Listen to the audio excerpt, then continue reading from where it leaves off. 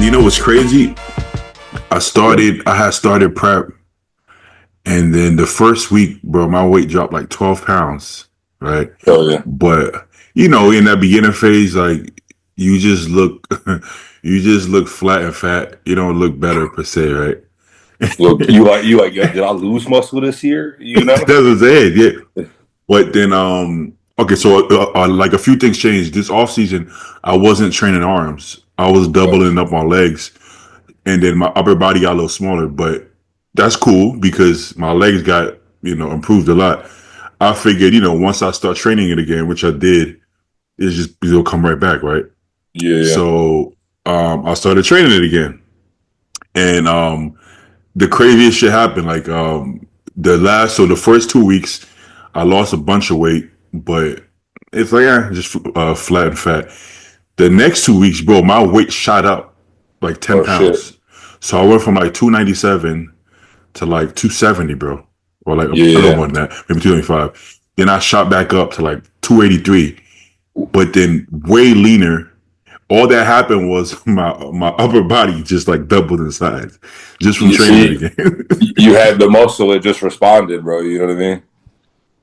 But see, like that's the beauty of it, because taking away the recovery from upper body to let the legs recover and the legs grow, the legs is still there, but the upper Yeah. body just right. So it's like it's in the past, like it's hard to tell a 20-year-old to do this because you want to just be pumped up all the time, But they right? don't have that muscle though. You know, they don't have, Exactly what I'm saying. you know, Exactly.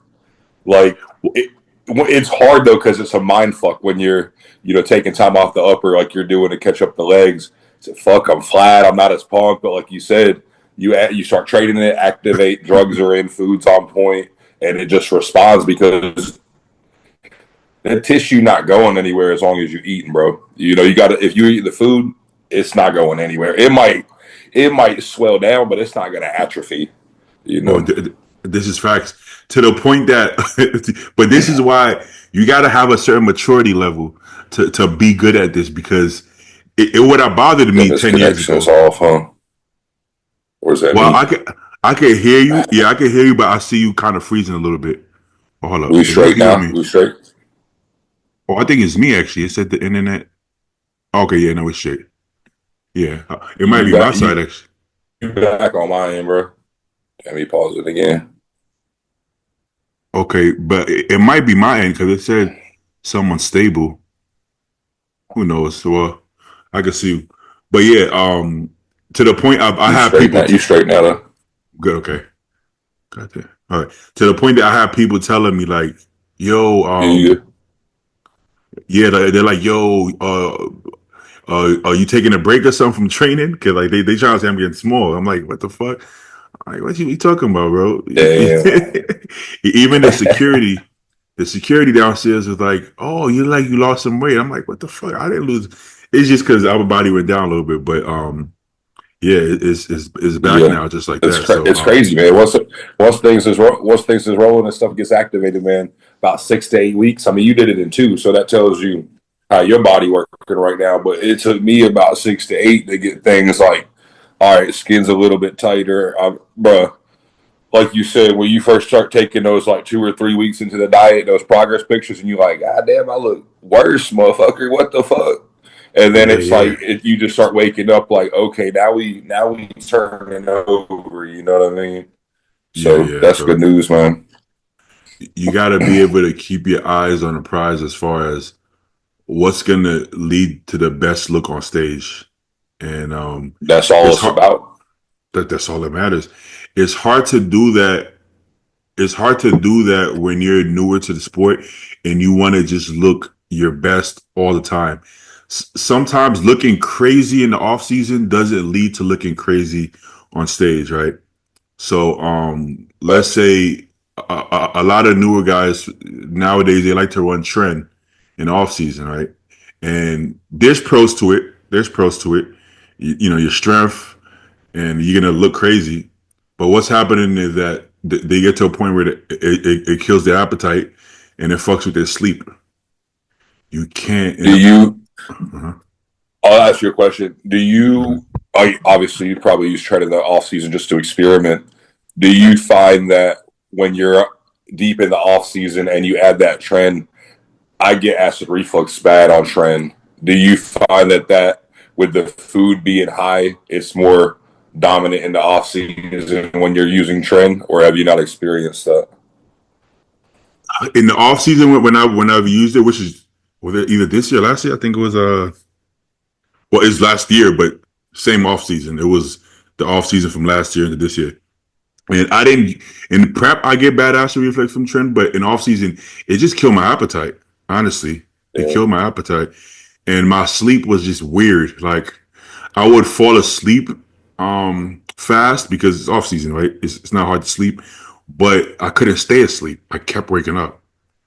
You Yeah, know, trend's tough. I think trend is good to be utilized, but we all get to that point where it's like, let me do a little bit more. Let me. If you can control the mind just to take a small dose and let your body utilize it, respond from it, but not get toxic from it, it could be very beneficial in either a off season or a pre contest phase for sure. You exactly. know. So I feel like it comes down to you want to get the okay once the negative outweighs the positive. So for me, it's usually appetite and sleep. When that goes, I'm fucked. So let's say I'm off season and I throw in Tren and Anadrol. The gains I'm gonna make in those first 2 weeks is gonna be unlike anything else. But it's not And you feel conducive. amazing. That's what I'm saying. But I can't hold that. I can't maintain that because Anadrol gonna kill my appetite. Tren is gonna kill my appetite. The sleep goes to shit. And then what happens is Yeah. I'm gonna start losing gains long term, right?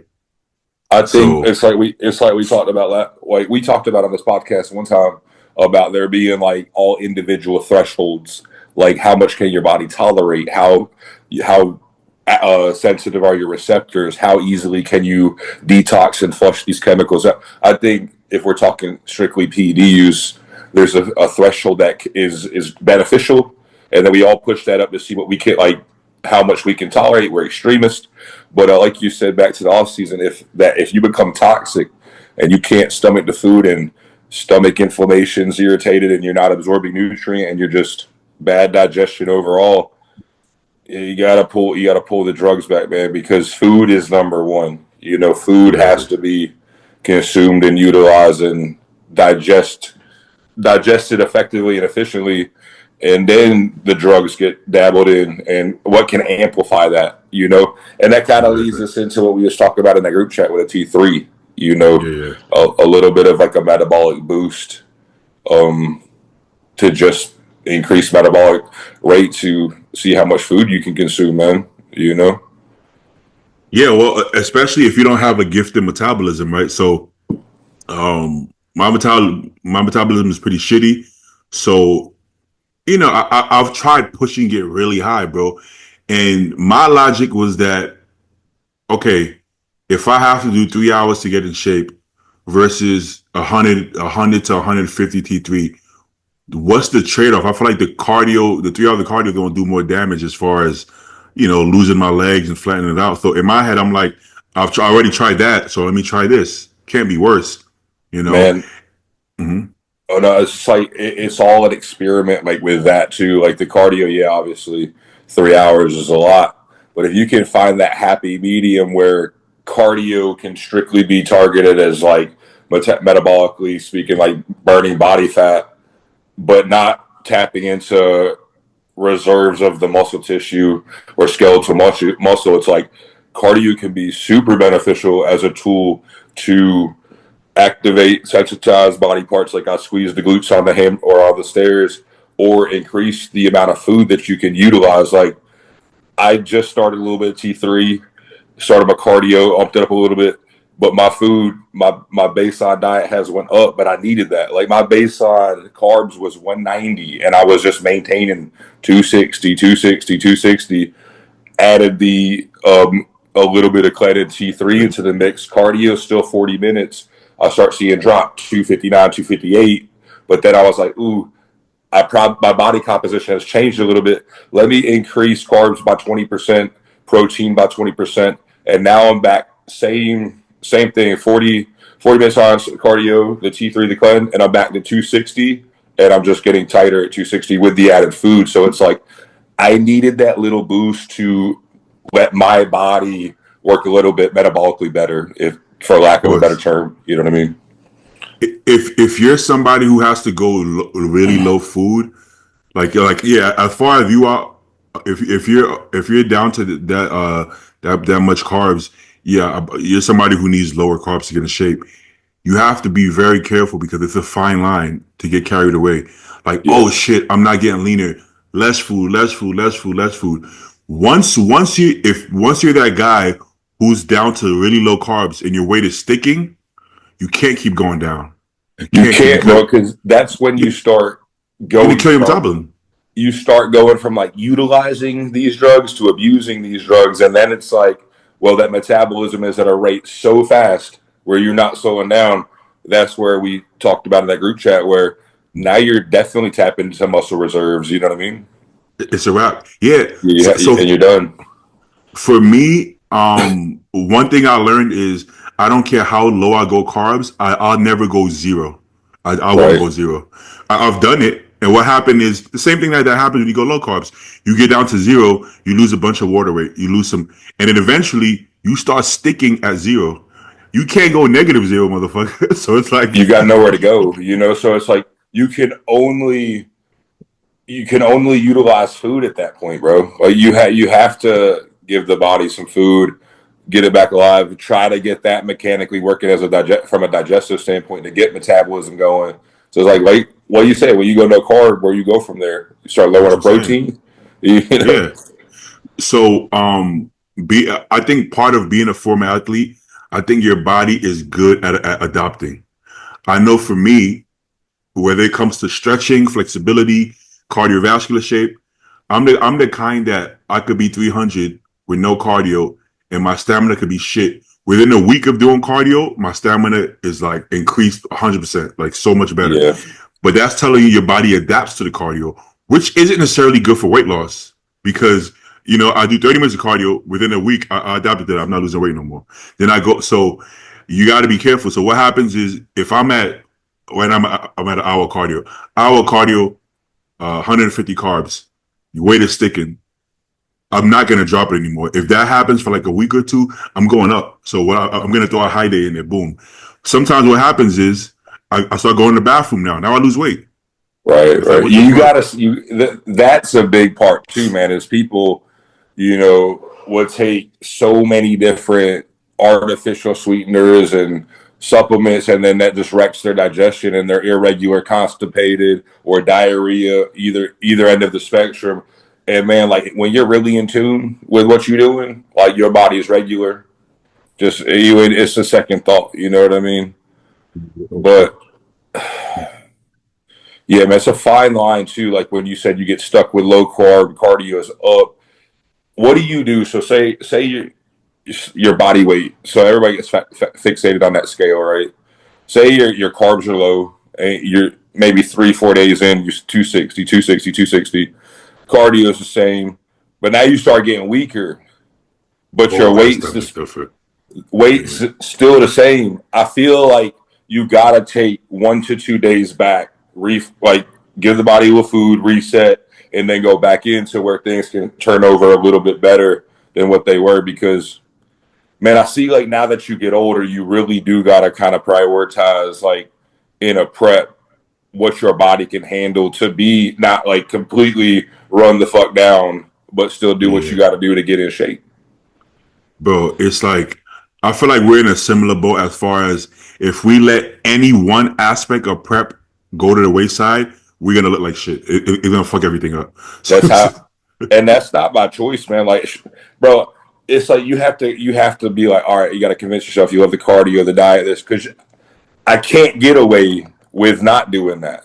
You know, like I can't get away with dude, my low day, this whole prep was 400 grams of carbs. Like, no, like my shit would hang over my fucking trunks, bro. Like, it doesn't work like that, you know. But like you said, so for performance, I know this isn't for everybody, I guess. For me, if I lose performance, I'm fucked because I will. This is something I learned later on because I started off like I was big, bubbly, but I couldn't get in shape. Right, not for lack of trying, but it just wasn't. So I kept pushing, pushing, pushing slowly. Then I'm like, you know what? Fuck it. I'm gonna go for broke. I don't care if I look like Men's Physique. I'm doing everything. I'm gonna be flat. I've never seen my body flat. I didn't even know I could get flat. Lo and Yeah. behold, I did get flat, but I was in shape. This was last year, right? Not even this is 2023. Let me pull it up. So it's like this was the smallest I've been on stage. But listen, I finally was in shape. So What did you feel like though getting on stage at your leanest? Did you feel like that confidence of like, oh shit, I'm fucking, or were you kind of like, ah, oh, damn, I'm kind of stringy right now. Like I'm really not taking up a lot of space. You know what I mean? So a little bit of both. So I know that genetically I have good shape and muscle bellies. So in my head, I'm like, no matter how flat I am, if I am in shape, I'm gonna be first call out. Yeah. I know for a fact I'm not gonna win or be top two, which is is disheartening. But I mean, we're realistic. We're not delusional. So Those are I the know guys who are first and second are the guys who are supposed to be there. You know, exactly. everybody else is bodybuilding because we're bodybuilding. Yeah, like they have it. That same show I saw Joe. That's the one Joe won. I saw Those are Joe. true. I saw Joe 6 weeks out, and this is me competing against him. I'm like, you're going to win the overall because Dude, see me, but me and you, we're being realistic doesn't mean you're not confident. We know no. bodybuilding. We know Yeah. bodybuilding. We know what it looks like. We know what winners look like. The biggest thing I've learned in bodybuilding, being 33 years old, is the biggest robbery of like self is comparison to other. Yeah, You know, like if you're always like, damn, this guy I'm competing against, or damn, like Nick Walker got 24-inch arms, or Kai Green's back and fucking Phil, it's like you know you're not ever gonna be there no matter what. But yeah. you can still relate to the mentality. You can still relate to the act of, your effort towards bodybuilding. And I think that's kind of what draws, like, usually in the world we live in, if it's not right now, like, oh shit, I've been bodybuilding for 2 years, bro, and I'm still not a pro, people quit. Yeah, Where it's yeah. like guys like me and you got a history of, we've been in the game for 15, 16, 17 years. And it's like, I still go about my day to like bodybuild with the routine because I like that lifestyle. Like I enjoy the training. The cardio makes me feel good. I like to eat clean to have my stomach feeling good. I like to have control of, oh, I'm in an off season or I'm in a fucking prep. Like that mental control. It's like I don't know if I would love bodybuilding the same if I was like, oh yeah, dude, I fucking cheated 3 weeks out Oh and yeah, I yeah. stepped off stage and I won. Like I'm not learning anything about self if I'm No, doing no, that, no, no, And no. I learned at a very, very young age that it's different for everybody, man. Like when I competed against Cody Montgomery, I was in collegiates. He was Tink and he beat us all in collegiates. And we were backstage and he was like, man, he goes, he's like, what'd you been carving up with? I said, fuck, like rice and honey. And he's like, I'm eating all the cereal. He's like, I've been doing a box of cereal after my leg day every fucking workout. And I was like, damn, I was doing 2.5 hours of cardio when I was 22, like trying to get in shape. And he was like, dude, that's too much. Like I never went over 40 minutes. And I'm like, this kid looked like this and he eating cereal, Yeah, like yeah, doing 40 minutes of cardio. I didn't care about the steroids. I was like, that's the part of bodybuilding that everybody is going to have to figure out for themselves. So I was like, that's just a component. But I was like, damn, like this motherfucker got to eat this, do no cardio, like probably never felt like, oh shit, this shit sucks. And he looked like that. yeah, Fuck yeah, you. Let's yeah. see what's up with it, man. I loved it. You know what I mean? What's I up, guys? loved What's it. up, Stu? What's up, Nate? I think Nate is Hello. muted. Yeah, Oh yeah, yeah, yeah, what's going on? yeah. Yeah, got Chilling. some notifications going on. Some media. But Chris, I think the most important thing is perspective. I feel like a lot of people lack perspective in competition. Like we understand that we're not the biggest, hardest, baddest, but we're not the shittiest neither, right? So Yeah. some people, it's hard for them to understand where they fall. They don't. Everybody can get better, but you have to know where you're at the moment. That's how you improve. If you think you're perfect, you're not gonna improve. Or if you think you're better than you are, probably not gonna improve because you think you're the shit, but you're really not. You know, if you're the shit, you'll know you're the shit. Like you'll be able to tell you're the shit pretty quick. You know, it's like those guys who they finally get up to 250 pounds. Like, yeah, dude, I'm gonna be in the supers this year. Oh, that shit kills me. They start dieting, oh my God. And it's like you 225, 220, and it's like they all thought you might hit the light heavies this year, my man. You know what I mean? And they're like, there's no shame to it. It's irrelevant. No, none at all, bro. It just is what. Bro, there's like always think they got more muscle than they. Yeah. Oh. They choppy? swinging in their ass, bro. It's me, right? Yeah, it's me. Yes, you just dropped out. Yeah. Damn, yeah. It looks like it's saying the Wi-Fi, the bars are strong, but it keeps doing that. I don't know. Maybe it's too much. I got the fast internet, but it's not doing it. You gotta stop downloading porn, bro. Yeah. The good thing usually the recording usually doesn't pick up too much of the error. But yeah, guys just start the prep at 200, 210 and be like, "Yeah, I want to do the light heavies," and I'm like, "What?" Like some of these light heavies are like 250, 260. How are you gonna like? What are we talking about? Like middleweight is funny to me. Yeah, I don't know. It's like a thing, you know. But hey, yo, Nate and Stu, y'all got how do y'all feel about T3? Is that something you guys utilize or nah? So? Yeah, I do. Okay. I mean, okay. You can overdo it. What about you, Nate? Yeah, I mean, I dabble with it. This time I've only went up to 25 so far, but I've had coaches take me up to like 100 micrograms. But I feel like it could get out of control real quick with it. It could definitely get out of control real fast, but it happens so quick sometimes, you know, because you're like, you go from like, I gotta lose this fat, and next thing you know, you're like, am I losing fat or am I just losing? Everything is going. Yeah, I thought this time I wasn't going to even put any in there, but I'm like, listen to the coach, like, so the coach put it in there, so I put it in there. But I try to ride it out as long as possible. That's like the last lever I try to pull. Smart. Well, if used properly, you may actually look fuller. Like if you use just enough to be able to like eat more, or like be able to eat a decent amount of food, you could look better. You know, if you pass that, then you kind of fucked. So, Felix, what's going on? Can you guys hear me? Yeah, we can hear you. All right. Felix don't look like he need no T3. He be in shape like 8 weeks out. Stay ready. I'm just trying to wonder why I look so fucking pale on my camera. I'm trying to fix it, but he's one of the whites. Dude, you are pale. You are. Oh wow, that's really bad, actually. Yeah, it's not just me. Like, I don't know. It's your light. Your light is probably too bright. Yeah, it might be. But when I see people like Felix, right? Do you? Oh, pretty good, man. Pretty good. But how you feeling? Hey, do you intend to be in shape that fast, or it just happens by accident? No, it just happens. We're going as slow as we can right now, and we're still having to, keep slowing it down. Like I'm still eating Five Guys once a week, and then we're refeeding with more food after because I just go through it. Like it just happens. Damn. Okay. So wait, which one is recent? These are all recent? Yeah, that front lat spread is recent right there. Okay. Yeah. Okay.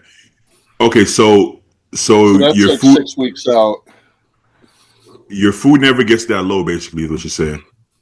No. I mean, I'm 5 weeks out, and my training days are still like almost 500 carbs. Okay. So you're able to keep your training performance high, I would assume.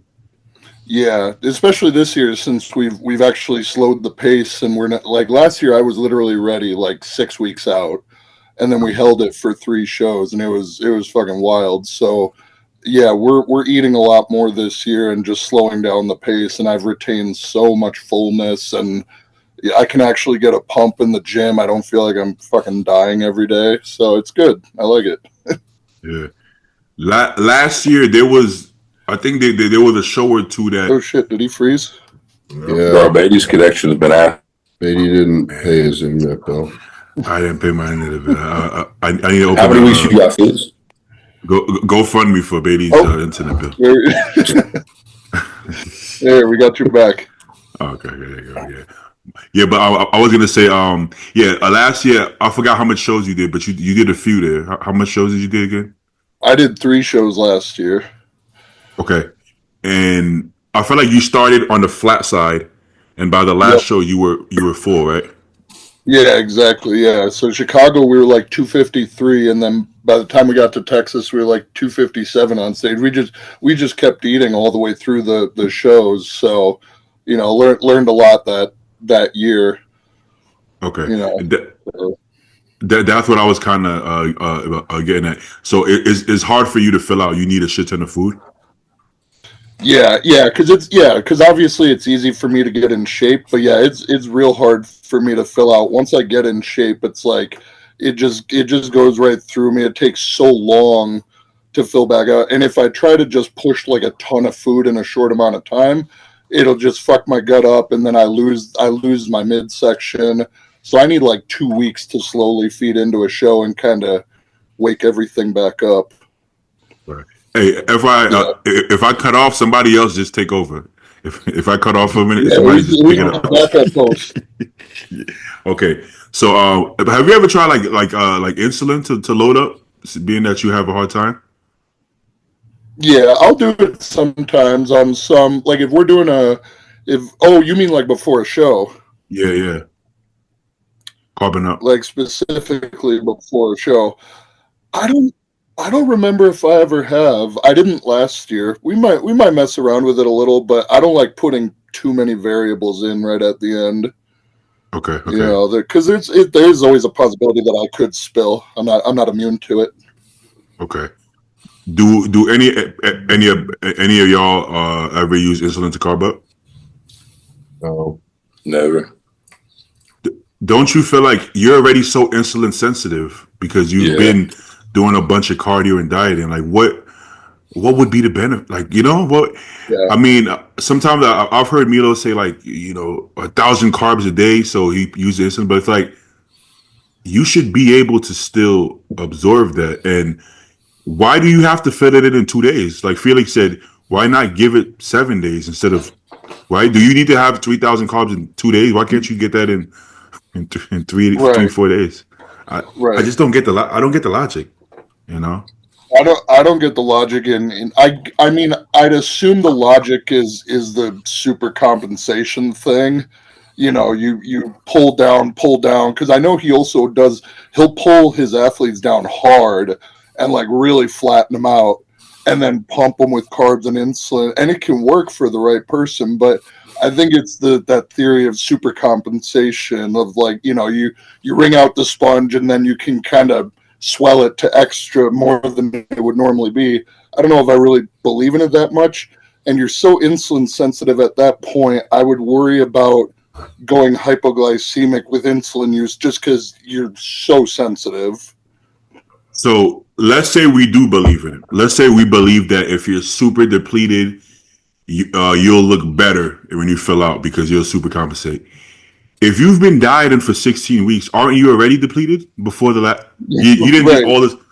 You didn't just all of a sudden get depleted. Like, if you've been doing your cardio and dieting, you've probably been depleted this whole entire the last 8 weeks.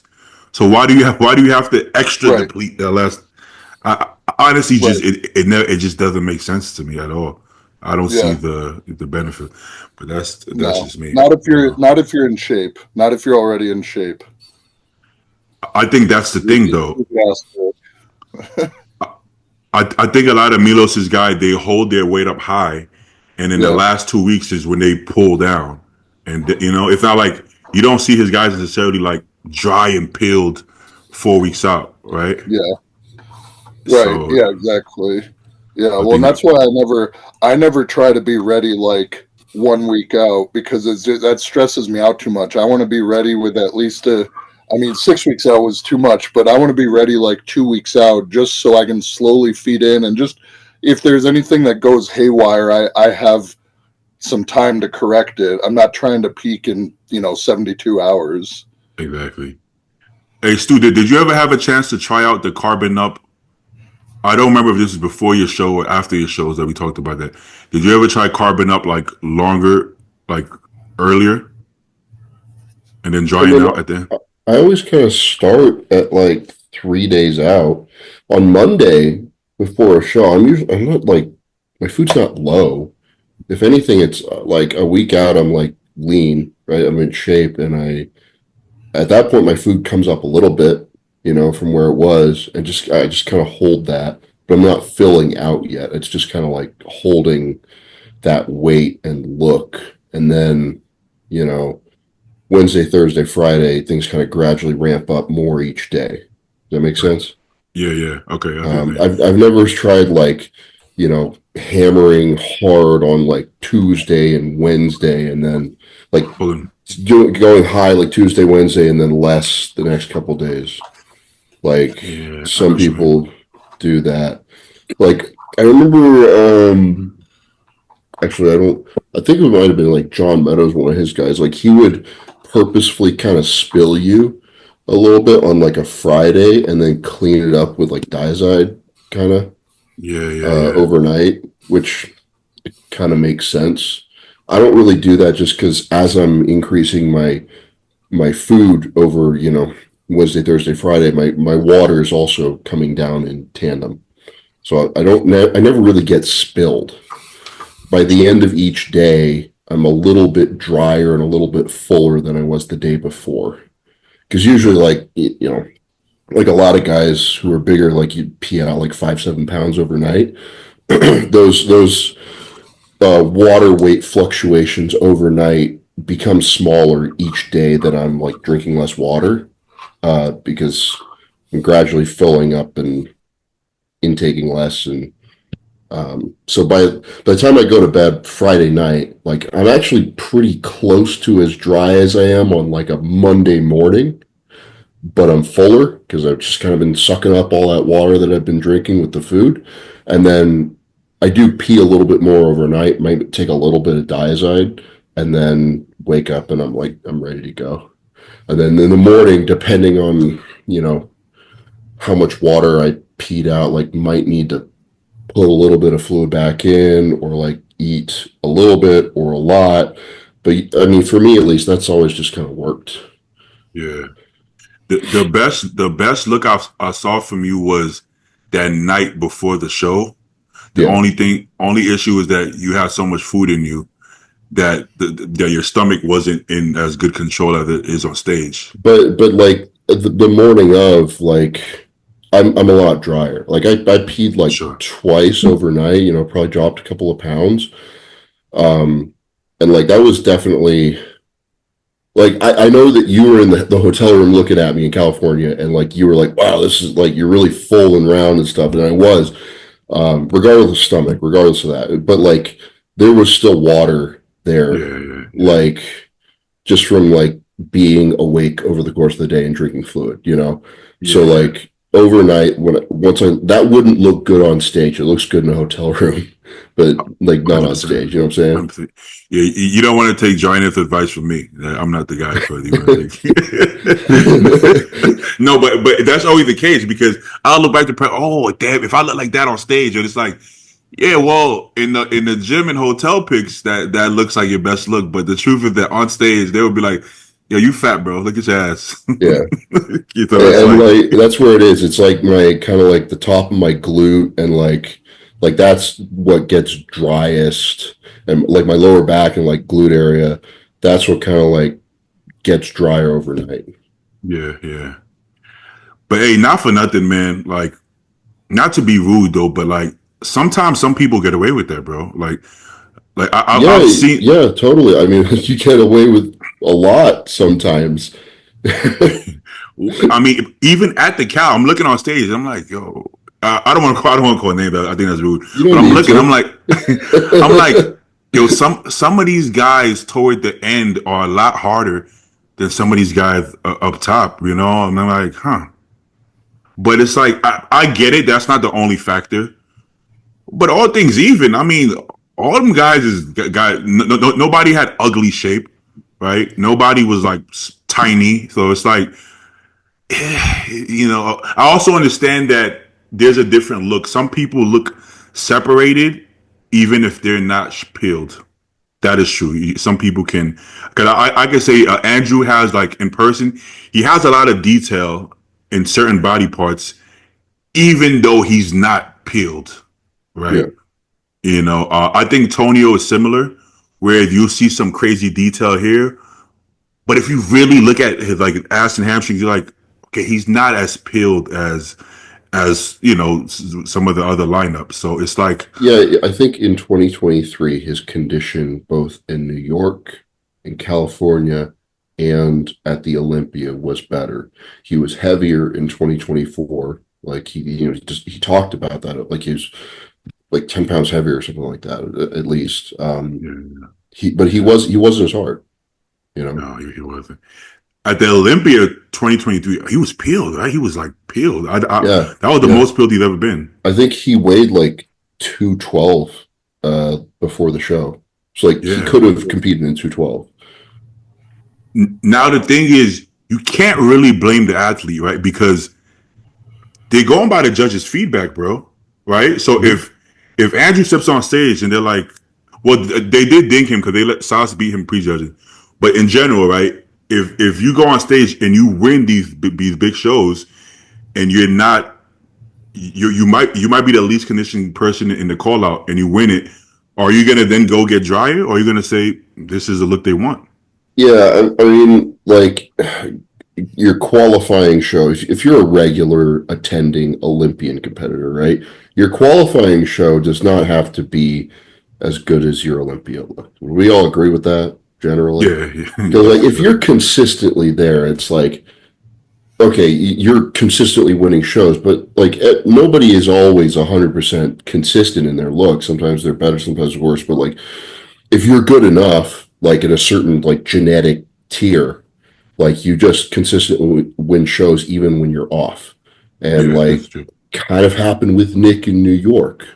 He said that he was off there, but he still won. So It's true. Okay, so if I ask all of y'all, which look do you think was better? Hadi, what year did Hadi win Olympia? Sorry, 22. 22, yeah. Damn, time flies. I don't even remember. That's 3 years. Yeah, Okay, you think Hadi's look at 22 Olympia versus Hadi at the Vancouver in 2019? Yeah, something like that. Which do you think was a better look?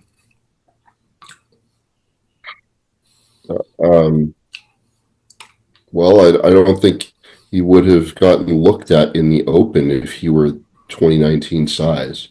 There's just certain, like prerequisites to even get looked at in a lineup. Again, Well, unless there's some exceptions, which I won't mention. I think conditioning wise, the Vancouver was through the roof. Like his conditioning was way better than the Olympia. But the Olympia, he was trying to come in bigger, I believe. Yeah, Well, he was probably like 215 or 220 in Vancouver, right? yeah. So Yeah. put 20 pounds on that. Well, you're both right? Because he was definitely more peeled at the Vancouver, but he did the Olympia that year and he got fourth. Right? He got what I believe that was the best version. But what the judges are telling him is his most peeled is fourth and not that strong of an Olympia, if we're being real. But him being fuller and softer from the back, he won the whole shit. It's also like 3 or 4 more years of muscle growth. Like This is true. this This is is true. like in 2019, he was still consistently competing as a 212 guy. Because like that was that the year that he competed against Flex in Korea? I think that was the year before, or because I don't think Flex didn't compete in 2019. I think he competed in 2017 or 18. So like even if you're sucking yourself down to get into 212 and like maybe your true stage weight without making weight would be like 220, right? You still have like a couple of years there is like he's putting on tissue, like significant amounts of tissue, right? So it's almost like comparing. Like at the 2021 Emerald Cup, I was really conditioned. I don't think I've been that hard for the rest of my career, but that is a 220-pound body that is not going to get looked at in the pro league, you know? No, for sure. Okay. The amateurs are judged one way, pro shows are judged one way, and then the Olympia is judged another way. And 212s is judged another way. So it's like literally like there's separate categories all over the place, right? 100%. If you're at the Nationals or USA's or whatever, we see it happen almost every year, you know? If you're shredded and you don't have the best shape and you're not the biggest guy, you can win the overall. That happens. Joe was the lightest guy when he won the USA. A lot of the winners have been the lightest guy in their weight class, but they were peeled, right? Yeah. You go to the pro level. I don't care how peeled you are. If you're not, goddamn. If you're not round, full, and huge, you don't even get a look, right? At the amateur ranks, the national level, if you come with no glutes, you don't get a look then. But it's almost flips. Now, some people have softer glutes, but they're round and full. You know, and in Olympia, it's another level. That same, like Ross Flanagan can beat like bigger guys at the Cal. But at the O, it's like, yo, you're not big enough. And it's like, damn, well, I was just big enough at the other show. But it changes. It's like it does change, right? But my point that I'm getting at is they're telling Hadi, we want you bigger, but we're okay with you being softer. But I mean, he was like in 24, like he was like pretty soft, especially. I don't know. We're not supposed to fucking do this, but they do this, right? Like Tyler literally says this in his recaps. Like he compares to previous showings of the same person, right? So like the 24 Arnolds, Hadi was like really full and shit, but like he was super conditioned too. And Tyler was like, "This is the best condition we've ever seen him in the open." Okay, and like, but like compared to that at the Olympia, he was definitely softer, you know. So, you're also kind of fighting yourself. For sure. Well, for the Phil Heath lost because if a really comparison to with all due respect, I still think he was better than Roden, but compared to himself, it wasn't close. You know, he wasn't. And it was one body part that lost him the show, right? His waist. Exactly. He beat him in like every other body part. Exactly. But then Phil, 2018. 2018 Phil lost to 2015 Phil in every pose. Right? If you did a pose down, he literally beat himself in every pose. So that's like, oh damn, you can't lose to 2015 Phil. You gotta beat that guy. You know, so it happens, you know, so unfortunately, but I was gonna say I actually forgot about Hadi at the Arnold. I think that was the best look ever. I think the combination of the new size, he wasn't as peeled as Vancouver from the glutes, but I just think he had more muscle. I think nobody is at open size. Nobody has that level of detail in their muscle. Like it just goes away after enough years, maybe enough injections, enough reps, whatever it is, right? Yeah, you lose the detail. I don't think it's possible. Like you remember, you look at Ian. There's no way that I'm going to believe Ian wasn't as lean. You know, at the Olympias, he got 7th place. He was just as lean as he was at the amateur, but he didn't have the crazy glutes and Christmas tree that he had. I think he was just as lean though. And like I don't know. I haven't really heard a good explanation as to why that is. It just seems that like bigger guys lose that shit, or maybe just time your belt. Yeah, it might be I feel like once you get to that level, like you up the GH, and I feel like that kind of takes it away. I'm not gonna lie, the GH, my first GH cycle, I did lose some. So I'm not gonna lie, I lost some detail. I think that had something to do with it. But again, you don't even get looked at if you're not doing that. So. Yeah, that's the game. You gotta do what you gotta do. So yeah, you're gonna have to sacrifice some. There was a picture I saw when I was like, I think I was 21, and I was doing like a most muscular, and I saw lines. I'm like, shit, where them lines? I don't got them lines in my arms right now. What the fuck them shits went? But it happens, fucking, take some GH. Before I started GH, for sure, I was way more detailed. Yeah. But I've talked to people that don't do GH anymore after they put on the sides because they're like, I don't show any detail. So they'll like maybe run it at a low dose off season, but in prep, they won't fuck with it because they just don't see any detail. You gotta wait till you got the size for that though, because that GH is no joke. You're gonna need some GH if you want to get big. But yeah, okay, well, yeah, I feel like sometimes people blame the athletes, like, why don't guys come in peeled anymore? But they're kind of telling you have to be really full to get a look, so you can't really, look at Sas. So Sas did all that work, and it's like, you got to be bigger. So you can't blame the athletes. You got to come in.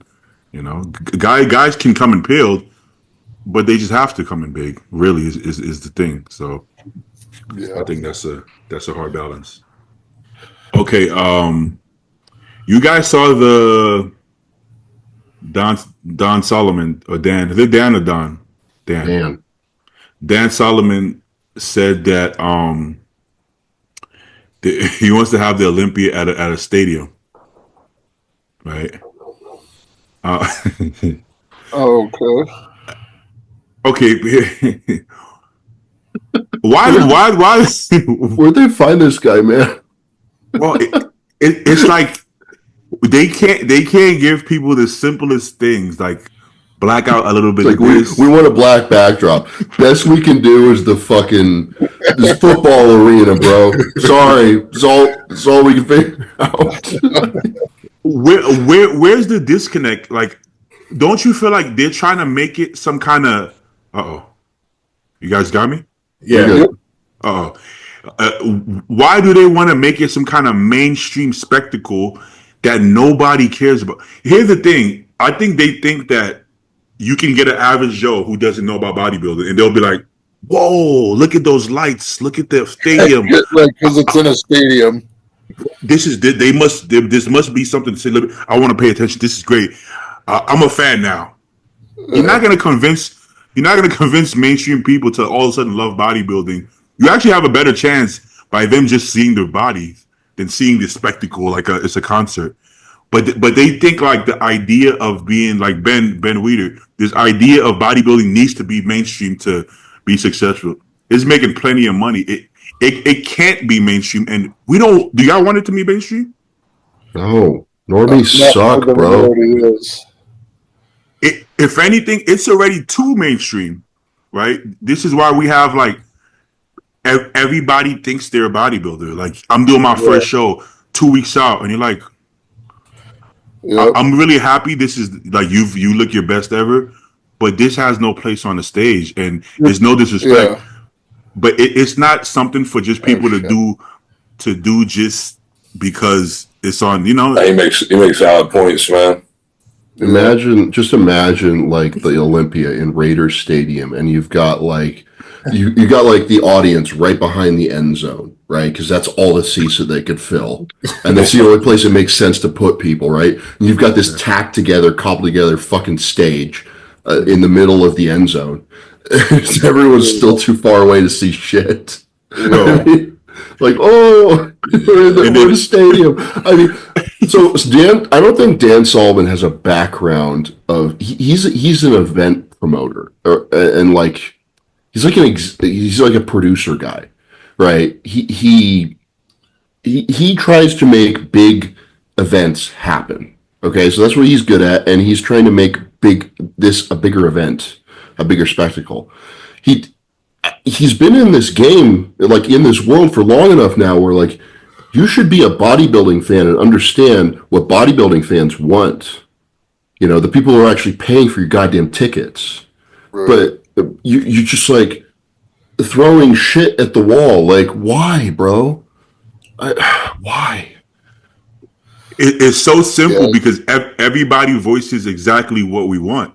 The athletes, the fans, it's all in your face. Just go look. Everybody's look at the comments, even in the video. They're telling him nobody wants this. This is what we want, and it's just like, you guys don't know what you want. I know what you want. It's like, I don't know. Like, he seemed like a nice guy. He seemed like a really nice guy, but there's just a disconnect that he's not. It's not connecting. I don't know why it's not.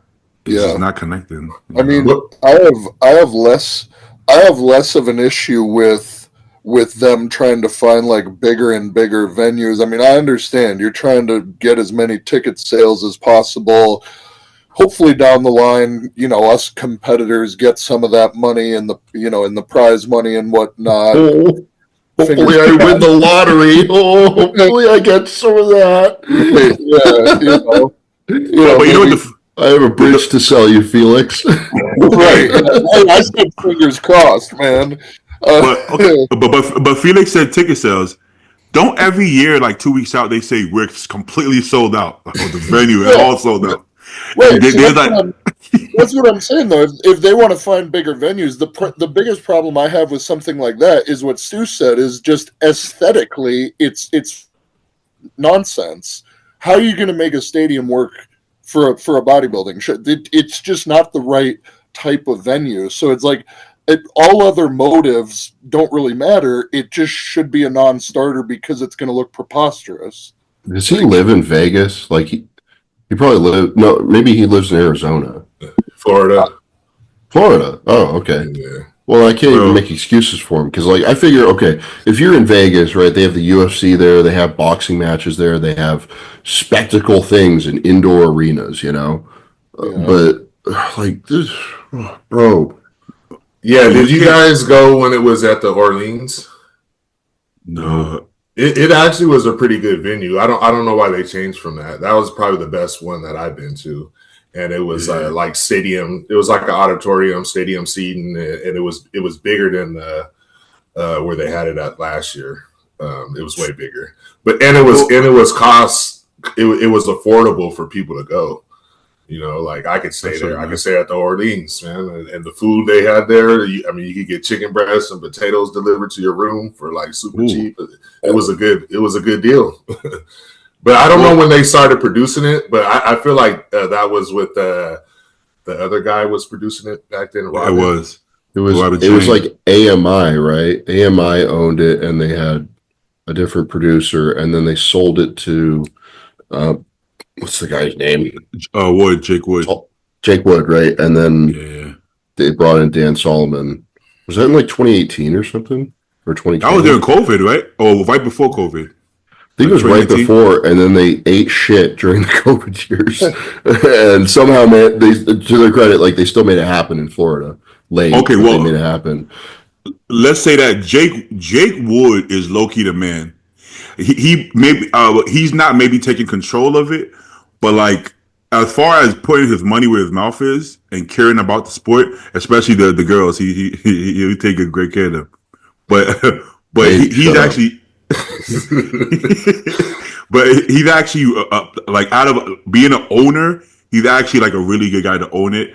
I just think, like I said, I think Don is like a really nice person, but I think he needs to bring in people who get it. Or shit, just bringing a fan off the street at this point, they bring in Jake Wood. Jake Wood is like the biggest fan. Like, that's why he bought the Olympia. He's got, like, fuck you money, and he wanted to buy the biggest show, so he did. And he lost his ass on it the first couple of years. Yeah. And then, like, now they're good. I think the Olympia's probably doing better than ever financially, I'd assume, because they have, like, $1 million sponsors. and they spend a lot of money on these venues that maybe they don't need to spend. But I was going to say... as far as, okay, how come everybody that goes to Olympia says that there's a bunch of empty seats if it's always sold out? Marketing, bro. Marketing. 2 seats left, bro. It's a long show, though. Like, you're not going to stay there the whole time. This is true. But people probably go in and out. Yeah, I only went for the bodybuilding. After that, I'm out of there. Like, but there's a lot of reselling going on from what I hear. So I think people are buying like 50 tickets and trying to resell it because there's always people selling tickets. I'm like, where do they get these tickets? So that's probably why it sells out because some people are trying to flip it, which is kind of that's a weird hustle, but I can't knock it. It is what it is. yeah, You know, that's what every venue nowadays they sell them. They buy them out and sell it. Exactly. But to talk about the mainstream part, I don't think any of us care if bodybuilding is mainstream, and I think we actually prefer it not being mainstream because we don't want everybody to feel like they're part of it. We're okay with it just being the people that actually love it and not doing it to be cool. When we started working out, we weren't like in high school, like, whoa, you're so cool, you're buff. It was like maybe some people, but for the most part, it wasn't a fad.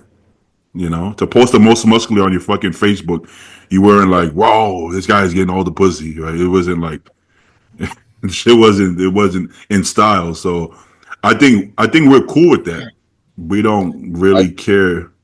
Yeah. I mean, I'd be perfectly happy with bodybuilding the way we all understand it to be mainstream. The problem I have is that I know bodybuilding is too mainstream, not because I walk through the gym and I see everyone training like real bodybuilders, like with intention and all that. I see every guy under 30 with a C-bum mustache, every single one of them. And it's like, that's the kind of shit that's translating mainstream. It's just the culture of it and the look of it and the performance of it. It's not the actual training and the grit and the dieting and the, if it were about that shit and it were mainstream, that'd be great. But that's not what it's about. Once it reaches mainstream, it gets so watered down into something so commercial and just everyone doing the same thing, looking the same way, dressing the same way. I don't like that part of the mainstream of it. Now you have like legitimate 15, 16-year-old kids like being posing coaches, teaching people how to pose. And I'm like, wait, what? How does that happen? How do you become a posing coach at 16? You can't even get in the NPC until you're 18. So right, exactly. It's also easy to pose like no muscle. Like that's kind of like it's more dancing. That's what I'm saying. That's kind of dancing more than posing, right? Because you have to, if you're posing muscle, you're not going to do it that easily. You're not going to be doing those moves. You got a fucked up back. You got all these shoulder impingements. You can't move anything. And that's a lot hard, man. The funny part, I'm not going to lie. I used to think it was a joke. Like when in my early 20s, I would be like, why do these pros make it look so hard to pose? I'm like, this is easy. Look at it. Look at this last spread. No problem. And now I'm like, oh, got you. Anybody can hit those poses when you fucking 190, Yeah. So I don't know. So I don't think we're tripping off the mainstream. And you said under 30, everybody see, but under like 23, they have the curly hair with the Sam Sulek hat and the and I'm like, well, okay, well, whatever gets.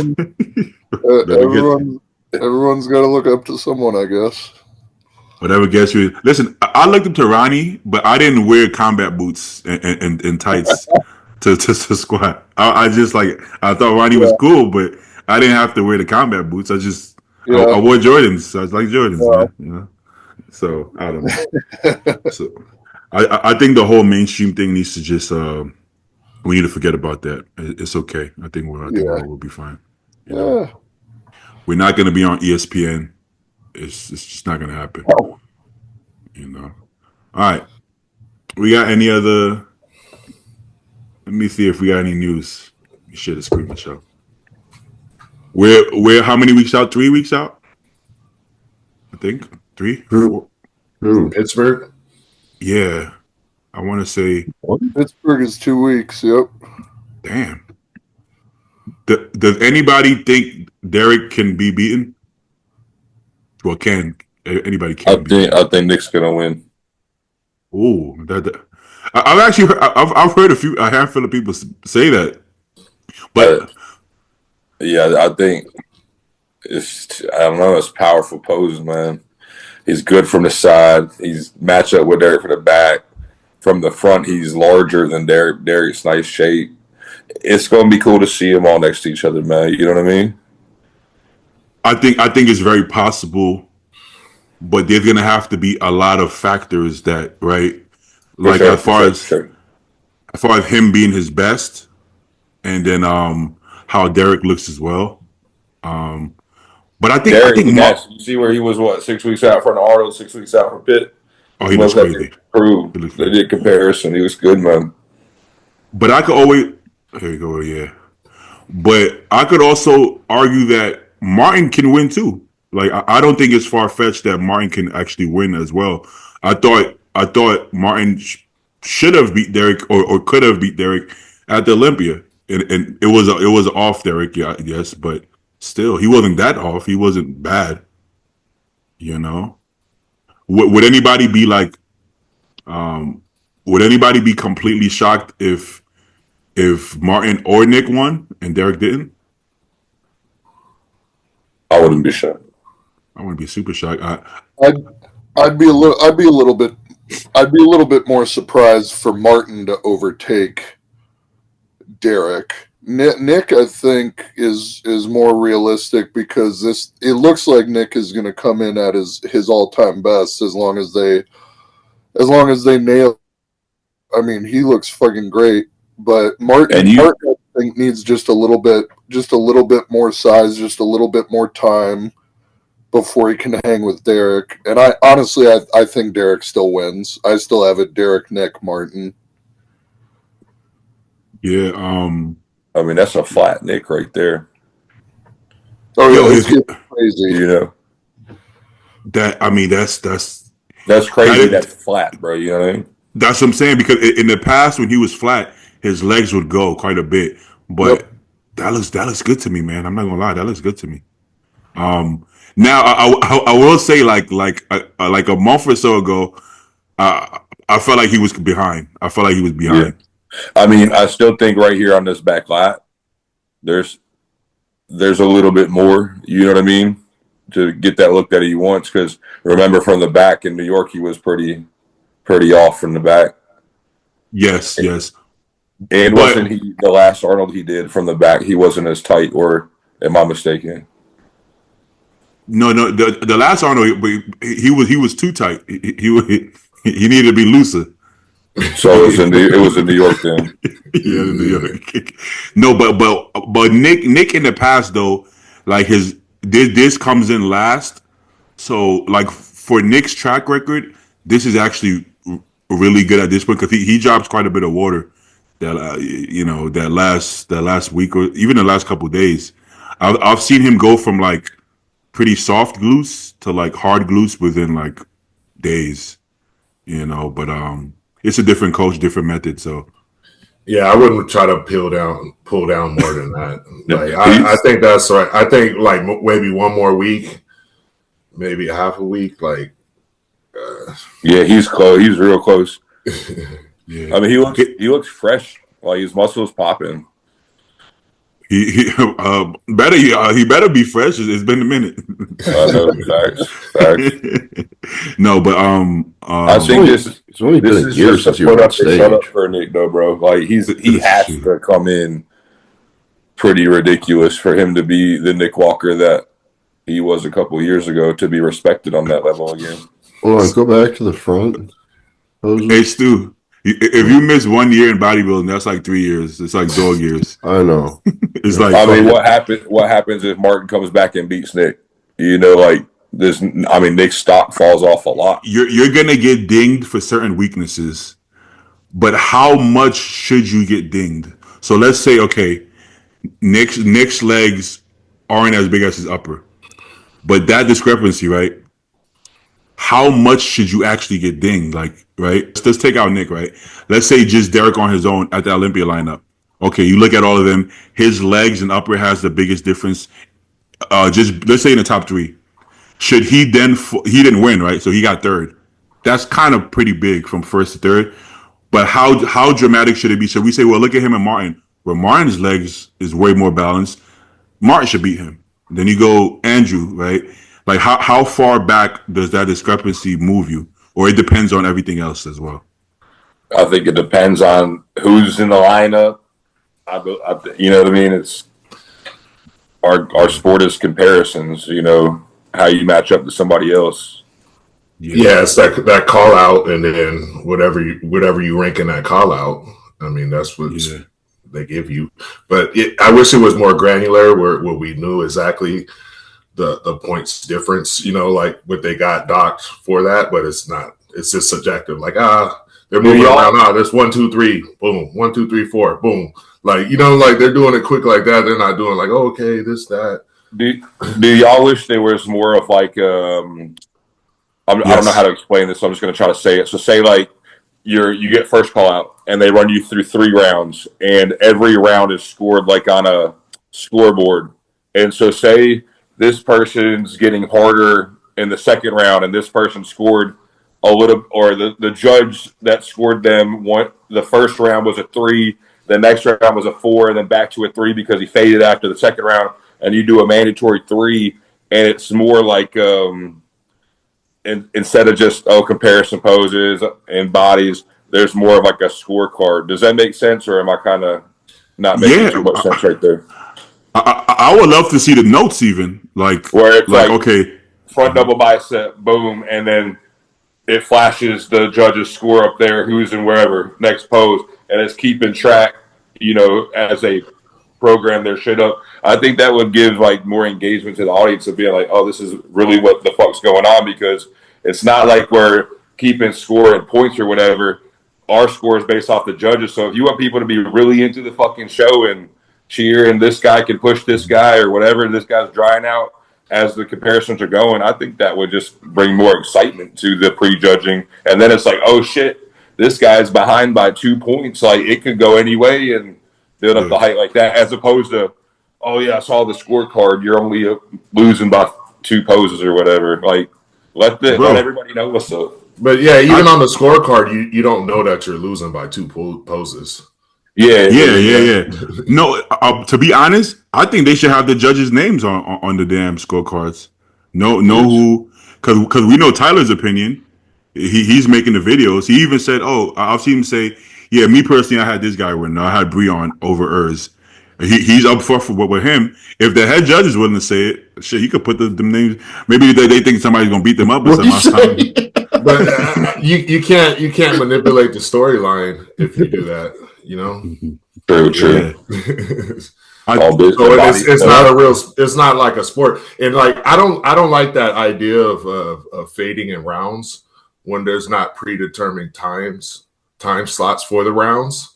Because then I can't practice. Like I can't know if I'm gonna fade if it's just unlimited. Like you just gonna go until I fade. That's not fair. Like this is what if you carb up extra because you're like, I know they're gonna push me, so let me make sure I'm full, and they put you through 1 round and be like, okay, go back in line. You're like, oh damn. But if I know there's 4 3-minute rounds, you know, and I could my look stays the same.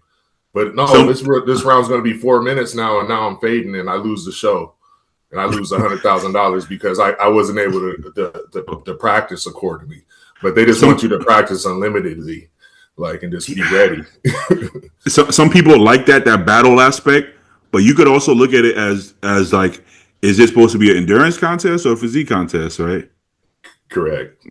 So it's like correct. And then if it's a sport, it's like set the schedule. Yeah. They're not good at that, dude. They're not good at the schedule thing at the Olympia. No, I'm just saying, like, you should have certain competitors have to match up against certain teams. Like you do teams. How long? Like, okay, this is true. This is the season. Okay, you want to get to the Olympia, you got to go through these guys. You got a tougher schedule this year. How about, dude? How can we bet on this? How can we? What happened to that like fantasy league shit? I think it's going on. They still doing it? Oh yeah. Blue stuff. Sometimes I'll get people asking me like, "Yo, you know how much shows Stu and Ken are doing?" I'm like, "Ask them, bro. Don't try to get the cheat codes from me. I don't know. What the fuck? Let me tell you, because they're definitely doing it. They're definitely still doing that. But yeah, I think there's a balance. Like I remember seeing Rolly against Dexter, and Rolly was gassed. I think if it's just a couple of rounds and you cramping and wiping your sweat I think they can dock you because that's taken away from your look. If you got sweat all over your body and tan and you can't flex, they're gonna have to dock you a little bit. But if you put Mans through five posing rounds and then he's sweating, it's like, bro, can you blame the man for sweating? You've been posing him for fucking 20 minutes, you know. So I heard I don't them know. say that before that they gonna see who fades. Like, just keep going. Like, until somebody die or what? Yeah, but then everybody gonna be upset when somebody fucking passes out on the floor. They go like, oh fuck. Yeah, you lost. But Paul Dillette could have won that, Arnold, if he didn't seize up. If they kept it quick, he would have got his. He would have been out of there with it. You know, come on, man. Yeah, I'm a sports guy, so I had that sports type of brain. Yeah, I also don't want to be posed for 10 minutes though. All right, but I do like the part about the schedule, and I think everybody should be on contracts, and it's just like how they were on contract previously. They had to do a certain amount of shows. Like, I think everybody should get compensated like that. I'm not saying do 5 shows a year, but maybe like 2, and you got a contract with the IFBB, you know, and then they set the shows that you have to do to make it more like you get paid to compete. Like, no one gets paid. You're just footing the bill yourself. And, basically bring back Reader contract. Correct. Yeah. It never went away. Mannion contract. You get paid. Because you would be so much better if you could just focus on bodybuilding only and have $100,000 just to bullshit. How much would they get? I want to know who had the biggest Reader contract. Who was getting paid fucking $200K just to be a pro? Jay and them. And you just got to get like top three. I'm going to the Olympia. But that's why some of the people were competing so often because does Martin? They had to for the money. Does all of his pictures look like this? I just want to see some physique updates. I think you're on the reels or something. They're all reels. What the hell? Does he post pictures? God damn. You got a professional doing this shit. I don't know. I can't find that on Martin. Sorry, Martin. But we know how Martin looks. He looks like Martin. Yeah. Yeah. To go back to, I forgot to say, to go back to the carb up thing we talked about earlier, Martin told me that he usually, he'll start early and then he'll spill on purpose and then that'll be the threshold. This is before bar, so I don't know if this is what they do now. And when he spills, now he'll know how full he can be. Then he'll dry off from there. But for him, bro, that's why he's always fucking full of shit because he's like on 99. Yeah. Because they go 120 and then 90. Martin is full, bro. Like he's full, like stupid full. Like to the point where he is boxing above his weight. You know, 100%. Like last year, I don't think he was that heavy, but his muscularity looked bigger than it probably should have. You know, especially for a white dude, because he's like round, but he's not like Tonio round. You know, where Tonio has like hollow bones for some reason, weighs 220 and looks as big as a 250 guy, right? Martin is boxing way away. You know how you can tell? Look at Martin and Brett Wilkin peak off season. Brett looks way bigger than him off season, but on stage, Martin actually looks more muscular. I never seen them together, but like seeing them on stage, Brett usually looks like flatter, and Martin looks fucking huge.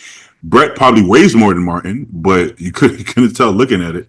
He looks like, you know, he's competing way more muscular looking than he actually holds. You know. So that's a plus, you know. I also think he's a lot leaner than he appears, even though he's shredded. But I think he's so full that some details are going to be gone until you know how when he flexes, you see the detail, but standing there, not really. Yeah. He's so bursting full that he doesn't appear detailed until you actually really look closely. You know, oh shit, he's peeled, you know. But yeah, shout out Martin. Got some good genetics. Yeah, he got. It's like Compton. He got that Compton look, bro. I think it's a crazy look to me. Can we see? I want to see at least a picture. You know, he looks like Maybe on his tags. Yeah, let me see. Let me check that out. Let me see. I feel like I seen one recently. Well, I don't. It's a. You know, it's a bunch of Indians and shit tagging people. Why the Indians always tagging us, bro? But, Who gave them the internet? The Africans be on it too. They do. They be tagging you. See, they don't tag. It might be because I'm already African. They're like, we don't want it. We don't need my bro. Yeah. I think I have one. I think there's like one dude that be tagged, but it's always the Indians, bro. Always Africans be in the DMs. Help me, brother. I need money. They do. They do. They'll share shit with me in the DMs. All right, let's see if we got some questions. So, where's some? What the fuck?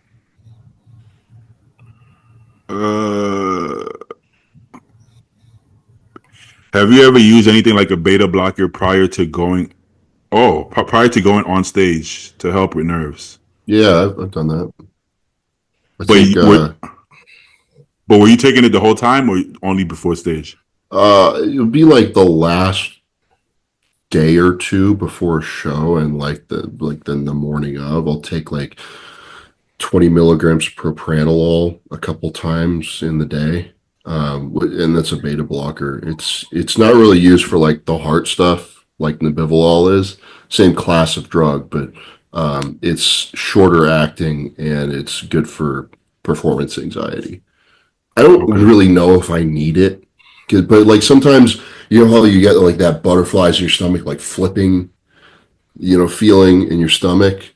I don't get that too bad, but sometimes I'll get a little bit. I'm like, probably not good. I'm just gonna take one of these, and it kind of goes away. Shit, I'll take beta blocker in the off season, so my heart rate isn't fucking beating through my chest. Cardivolol, right? Is that what it? Carvedilol, yeah. Carvedilol, okay. I also look at it as we only have so many heartbeats in our lifetime, and when you're 300 pounds, I want to keep that heart rate on the lower side. I don't want the shit getting there faster than it needs to. But you believe that? Yeah, to some extent. If your resting heart rate is 100, then you probably gonna reach that finish line faster than if it was 60 or 70.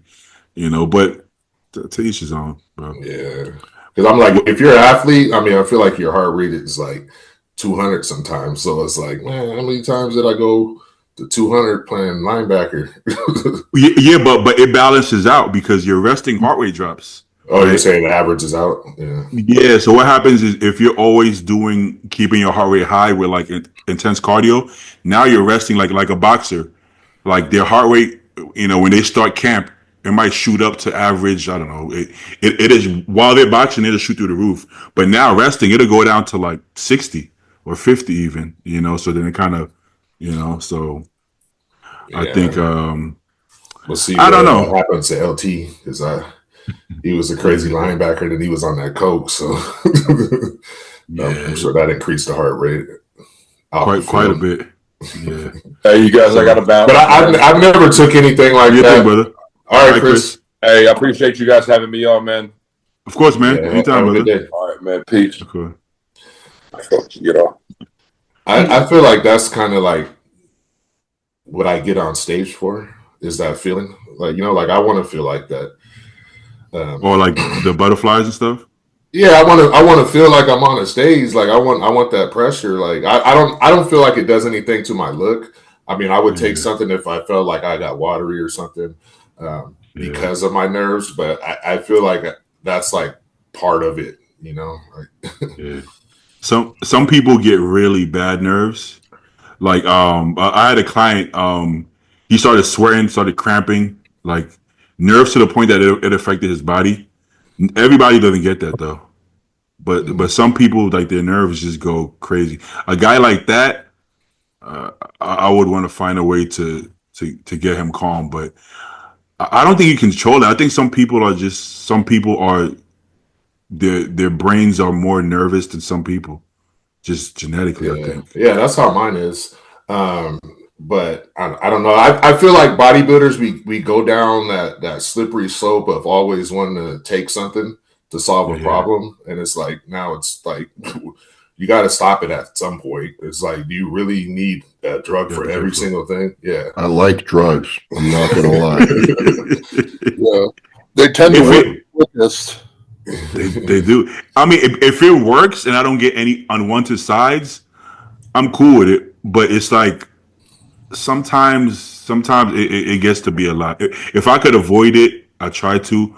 But sometimes you don't need to avoid it. Like as far as like guys with like really high blood pressure and they don't want to take a blood pressure medication, I'm like, you don't mind the trend, but you mind the blood pressure medication. Right. Yeah, I feel that's different.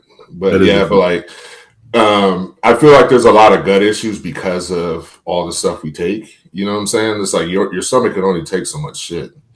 This is true. So I try to limit it. I'm kind of like a minimalist with the drug. I mean, as much as you can, but it's like when you get in a contest prep, like the list is pretty high already. You're on like 5 to 10 things, maybe, like depending on how your coach is. And it's like, oh, let's throw the 12th thing in, throw the 11th thing in, and throw, like, and then you're shitting on yourself, and it's like, yeah, because you have all that shit in you. Yeah. It'll definitely fuck with your gut. All right. What's the best way to structure a cut? How, when, and quit? How often would you have? It's too specific. Immediately take DNP.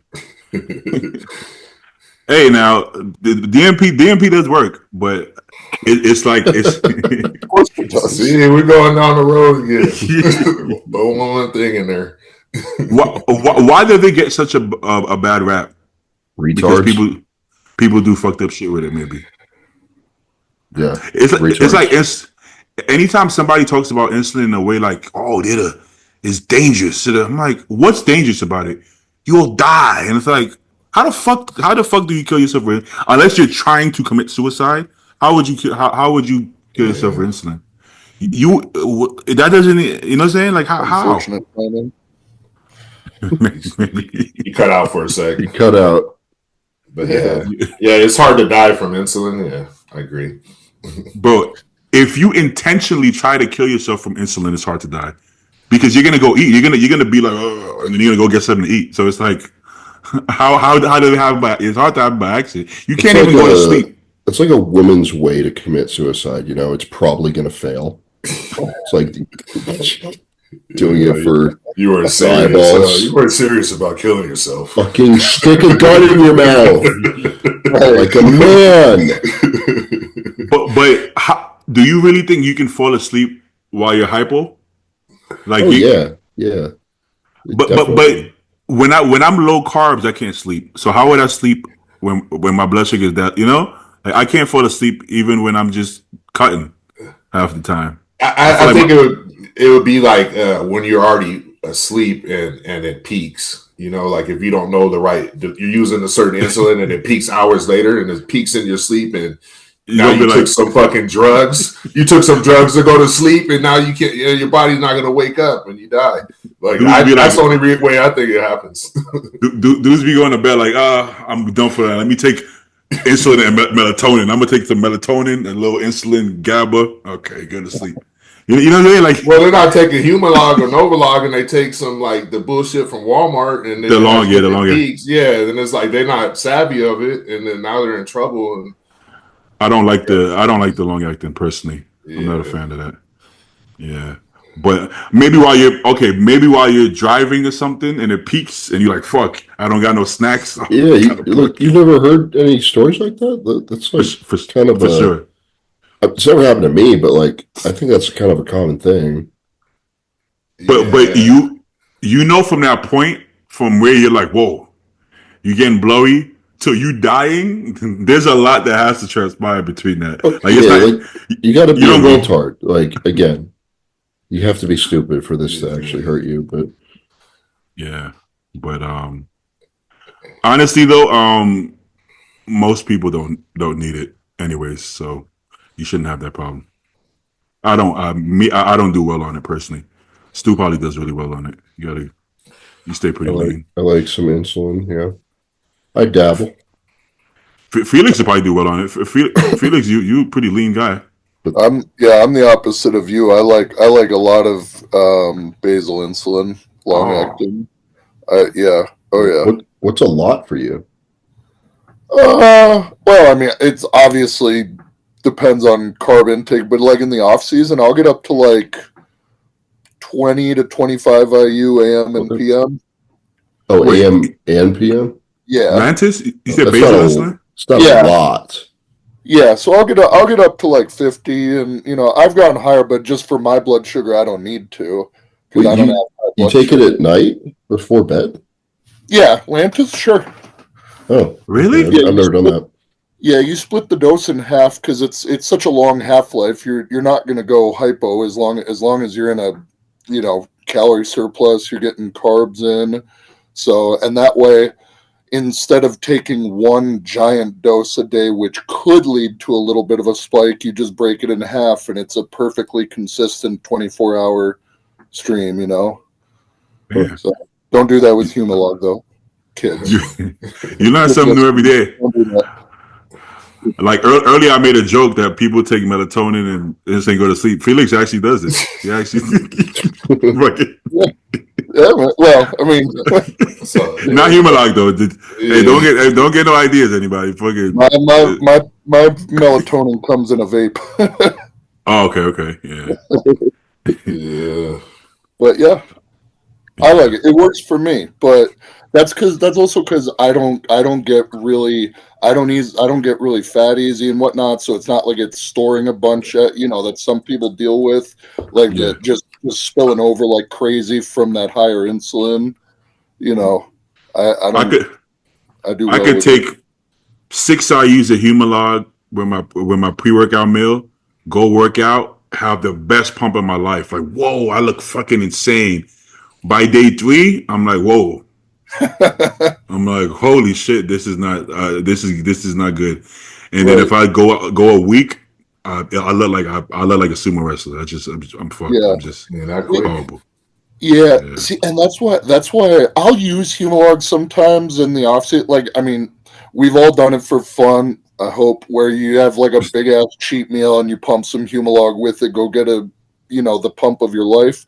I don't use it consistently in the off season just because it seems to, especially for like the pump, the performance in the gym, it seems to diminish so fast, and I'm not going to increase my carbs just to chase that dragon, because then you're just increasing carbs, furthering that surplus, getting fatter quicker. It's not really the insulin, it's the extra carbs you have to keep taking to up the insulin dose for a lot of people.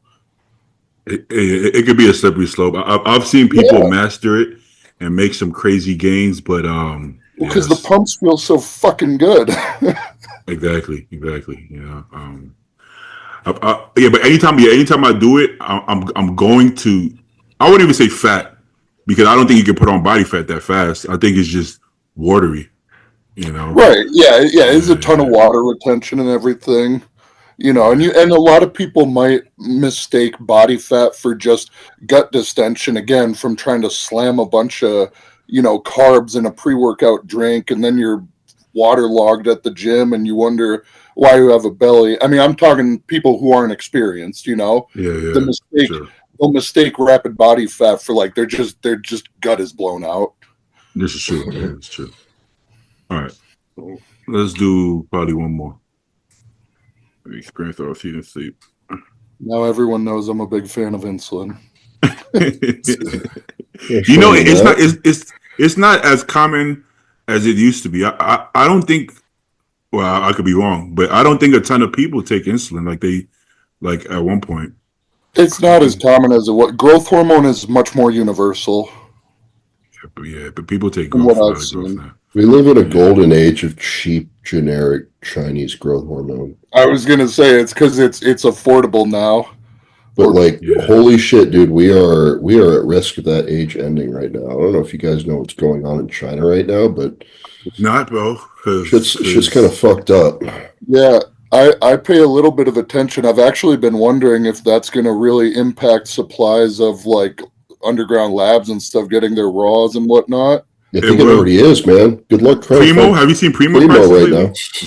They're either like up 1.5, 2x.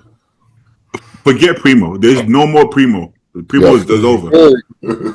Don't even worry about Primo. Just stay on EQ, bro. Just EQ it. Yeah. It's going to trickle into other drugs soon too, though. You know. Oh sure. Masteron is going up. Masteron is going up. Really? We're gonna have to go old school. We're gonna have to do D-ball, DECA test preps, like fucking suspension, D-ball and DECA. Back in the golden age. Golden age, baby. I don't take no Primo. Bring those moon faces back. If Primo didn't hurt, I would take it, but I don't know. I always get that post-injection pain, so I'm like, I can't train like this. So. And it's more money. Yeah. Do y'all... Go ahead. I was just gonna say, I kind of agree with Primo. I find that like if it's the 100 milligram, it's too much volume because you have to run quite a bit of Primo. But if it's like the 200 milligram, then I get that post injection. Oh, yeah, that's it hurt. Yeah, I'll take Masteron. This is my issue with Primo.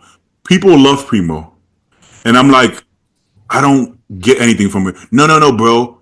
You got to do like 800 to a gram. Why the fuck? I'm gonna do a bottle of Primo a week? Like, why wouldn't I do something else? Right. Trust me, bro. And I'm like, it feels kind of like EQ. What the fuck am I doing a bottle of EQ a Primo a week for? It just doesn't. It doesn't make sense. Like, this is not transforming my body to some new physique. No. It's just another. It might make sense if you have fuck you money, but other than that, it's like it's very financially inefficient. I don't. Yeah, the first time I worked at Compton, I remember you like Primo. Nah, I don't really like. First of all, I feel like a lot of y'all have a hard time even getting the real one to begin with, and then even if it's real, the cost benefit ratio is like. You know, so never been working for me. Any of y'all like Primo? I mean, I like it if I can get a hold of it, you know, but I can't right now. So, but it's nice. It's not going to ruin my year. Just using other drugs. Like, okay, like to a certain extent, if you find drugs that you tolerate well and you can take in pretty high doses, Primo is one of those drugs for me. Yeah. Like. But, besides being expensive and inaccessible, like it's one of those drugs. Like I could just as easily take more test right now or more equipoise, or just fill in that milligram with something else. Yeah. At a certain point, it's kind of like total milligrams. I agree. And it doesn't really apply to things like Tren or Trenbolone because those are definitely stronger than other things. Like you can't run a gram of Tren. You can run a gram of test. That's not crazy, but like, I can't. But yeah, like it's good, but it's a luxury item, man. It's not required. I can't do more than 300 Tren at this point. I just, what are you doing? I get acid reflux. I lose appetite. It just doesn't feel good anymore. It's an old fogey now. Yeah. I have the same issue. This is my first year where I've been able to have Tren in, and it hasn't completely destroyed my gut. So, and I'm only running 100 milligrams a week. Oh yeah, well, even like off season, I think you should go as low as possible. If you, I don't run Tren in the off season. Oh, okay. Damn, 100. I don't know if I would. No, you would feel 100 for sure. You would feel 100. Dude, I literally take like 15 milligrams every morning. That's all. Because if I go above that, I just get gut rot. I get, like you said, acid reflux. But like I'll start throwing up mid workout. You Like get it just nauseous. I get nauseous. well because it just completely slows down my motility and everything. So but I can handle a little bit right now, and I think it's half the reason why I've maintained so much more fullness this prep. Just having that little bit in has felt like all the difference in the gym, and just being able to retain it on these low calories. Yeah. So, Shit, I remember John and Reagan had me on 100 trend daily, 700 trend, like 8 weeks yo, out. But I was so strong all prep. I was front squatting 5 plates like 2 weeks out. nope. on the you can't, like, as you get older. There's some there's no way you couldn't do it. Dude, and I mean, I hate to admit, I don't think I could handle the mental and emotional side effects at that dose. I'd be insane. Because you have real actual life now. Because we're grown men now, right? So you have real life stress that you can't just be Right. fucked up like that. Right. You can't just assault people at will. Like it just Well, and it's not even that. It's just like I would be too anxious, paranoid Yeah. at that point. I mean, that's crazy. Back when I was doing those doses, I was a bouncer living in the projects, so I could beat people up whenever the fuck I felt like it. Right? So, Odd, man. He was on, yeah, he was on. He was like, bam. We've and in lived different lives. and I was dating the worst kind of girls that make you punch walls and shit. So it was a mess, bro. It was a mess. So don't be that guy. Don't be that Like guy. a good time. I mean, I'm not gonna lie. It was kind of fun times, but I don't want to live life. I don't want to live life like that. But it was at the time it was For a fun. period, for a period. But yeah, I didn't know everybody got that same experience like that. Because I was struggling with that right now. I'm like, man, my stomach is tore up.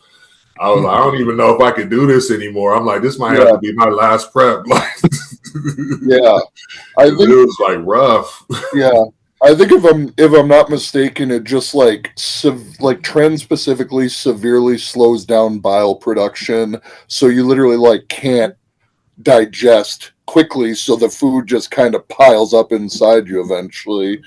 Yeah. So Yeah, that makes sense. I always thought it was the orals when I got closer, like the Winnie That's- or well, and stuff that's like the same thing. Orals Yeah. will kind of do the same thing. Exactly. Yeah, so I don't now you think got orals- two. Yeah, now you got two Yeah. compounding. So Yep. Orals I don't fucked take me up. them either. Orals fucked me up. Obviously, Yep. off season, no orals. Nope. I gotta wait 8 weeks out. I can, but I gotta be careful of the dose. And if I dose too high, my stomach is bloated. I get distension. Yep. It's just not good. You know, Yep. we sound old. I feel like I'm not running into any of this stuff yet, honestly. really. Like the mental, like all the mental stuff from the drugs nowadays, I don't really get it anymore. I just chalk that up to having used drugs for 7 years now. Yeah. Like 7.5 years now. Well, you just kind of get used to it. You know what to expect. You counter it, but overall, like if I start taking Tren, for example, like I don't get like wigged out all of a sudden, But your baseline is already kind of fucked up. You're already kind of crazy. Exactly. That's what I'm saying, right? So, what about Halo? Halo, I used to get like fucking irritable and like grit my teeth and shit. Now I just get really focused, which is nice, and it gives me like a kick in the ass, like energy when I'm really tired at the end. That's better. Yeah. But I kind of like it, like because I mean that's where you take it at the end is like so you can throw these weights up with no calories. It's got its place for sure, but I don't have any of those stomach issues and stuff that you guys are describing though. I've generally been pretty fortunate there. Like I have a pretty iron stomach for the most part. Mine gets worse when the calories are when the carbs are lower. Like my carbs are super low right now, so it's just like my stomach is really bad. It makes it work. Mine gets like perfect. Really? With less carbs. Yeah, when my food's low, like I can just everything goes right through me. Genetics. Yeah, I had to fiberlize up, like, because I'm like, man, I'm blocked up, man. I was like, I got this beat in my stomach. They'll do it. But I'm not doing no fish right now, so maybe this is the most beef I ate. So I think that might be some of it. Stu is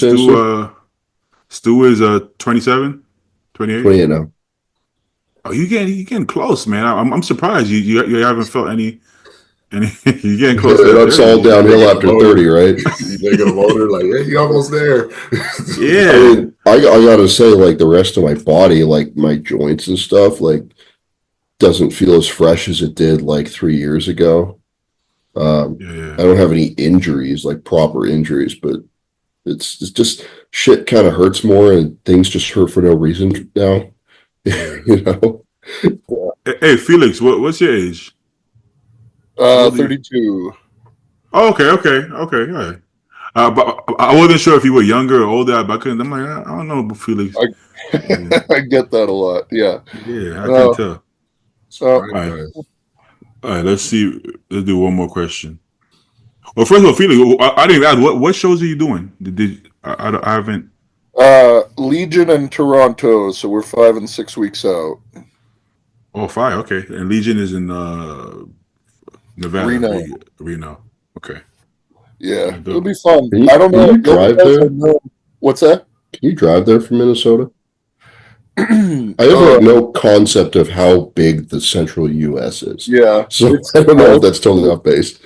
No, it's probably a good 20-hour drive almost. Oh my God! Holy shit! I don't know what I was thinking.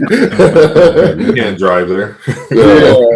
Here's the thing though. It's funny you say that because I'm only 12 hours from Toronto. That's with having to go all the way around Lake Michigan. So Toronto, I briefly thought about taking a road trip because I fucking love road trips. But they're a week apart, so I'm just flying from Legion to Toronto. Straight there. But, yeah. Okay. Oh, it'd be cool. I don't know if you guys know anyone else doing them. I'd love to hear because I only know of like Tonio and Ken doing Legion. I haven't heard of really. I think Ryan Foster is doing Legion if all goes to plan. Oh, okay. I saw him post about Cali. I didn't know Legion too. That's great. Yeah. Hey, he has really good shape, right? Or he does. Yeah. He's shaped like a black guy. He got black guy shape. What? Let me pull up Ryan. He kind of does, no? Ryan's also like a really big person. Like his frame he's super wide, just standing there. I was gonna say I cannot tell because I've never met him in person. I cannot tell in his updates if he's huge or not. Like frame wise, I can't tell if he weighs 235 or 260. He's huge. Well, he's not heavy. I haven't asked him. I think he's under 250. Okay. Look, it's me. But he is like his frame is just really, really big. Yeah. No, he'll do well.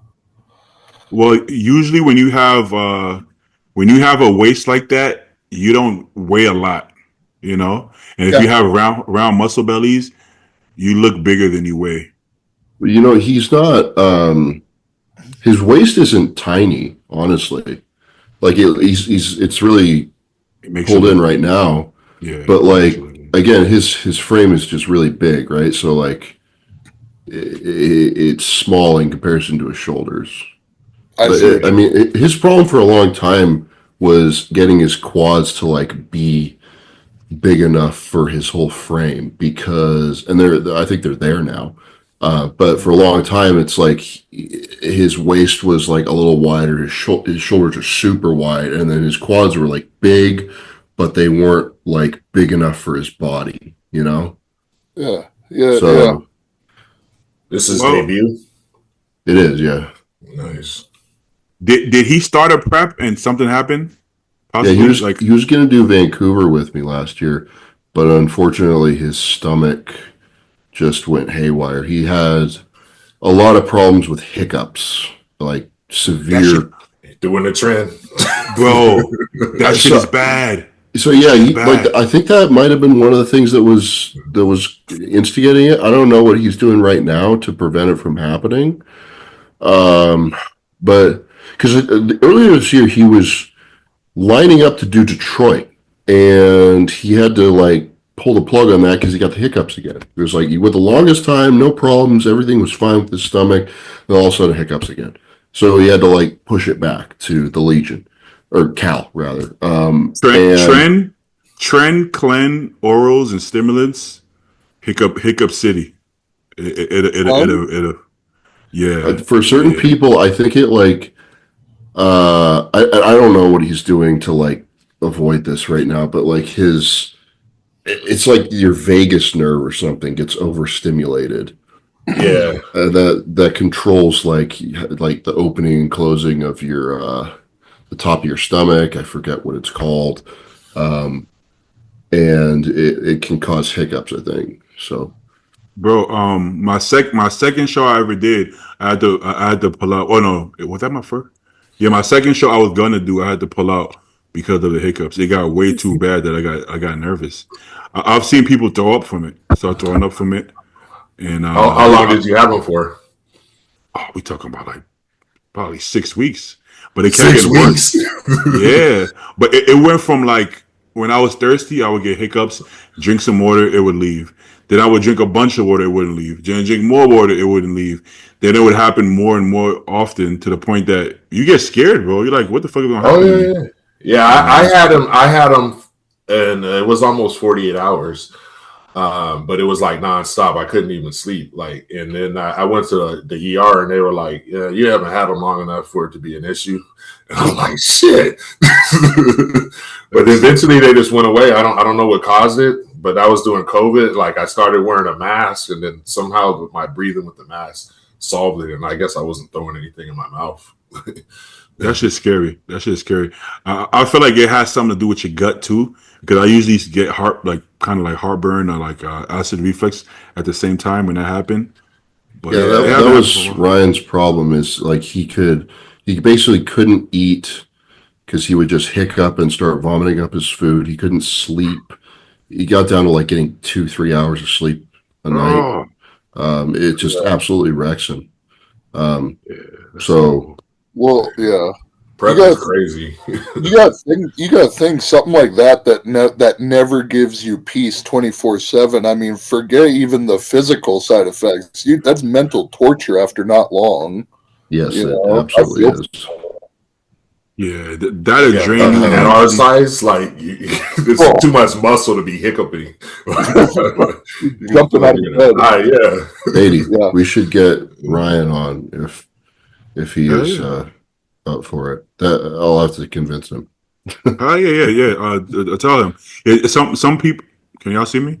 Mm-hmm. So yeah, some people close to the show, they kind of want to just be low key, but some people love it. So yeah, just let them know.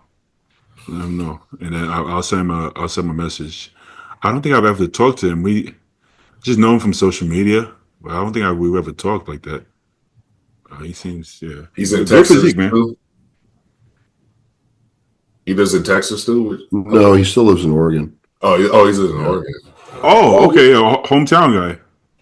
Yeah, that's where I know him from. Why did I think he was? I thought he was Canadian. I thought he was okay.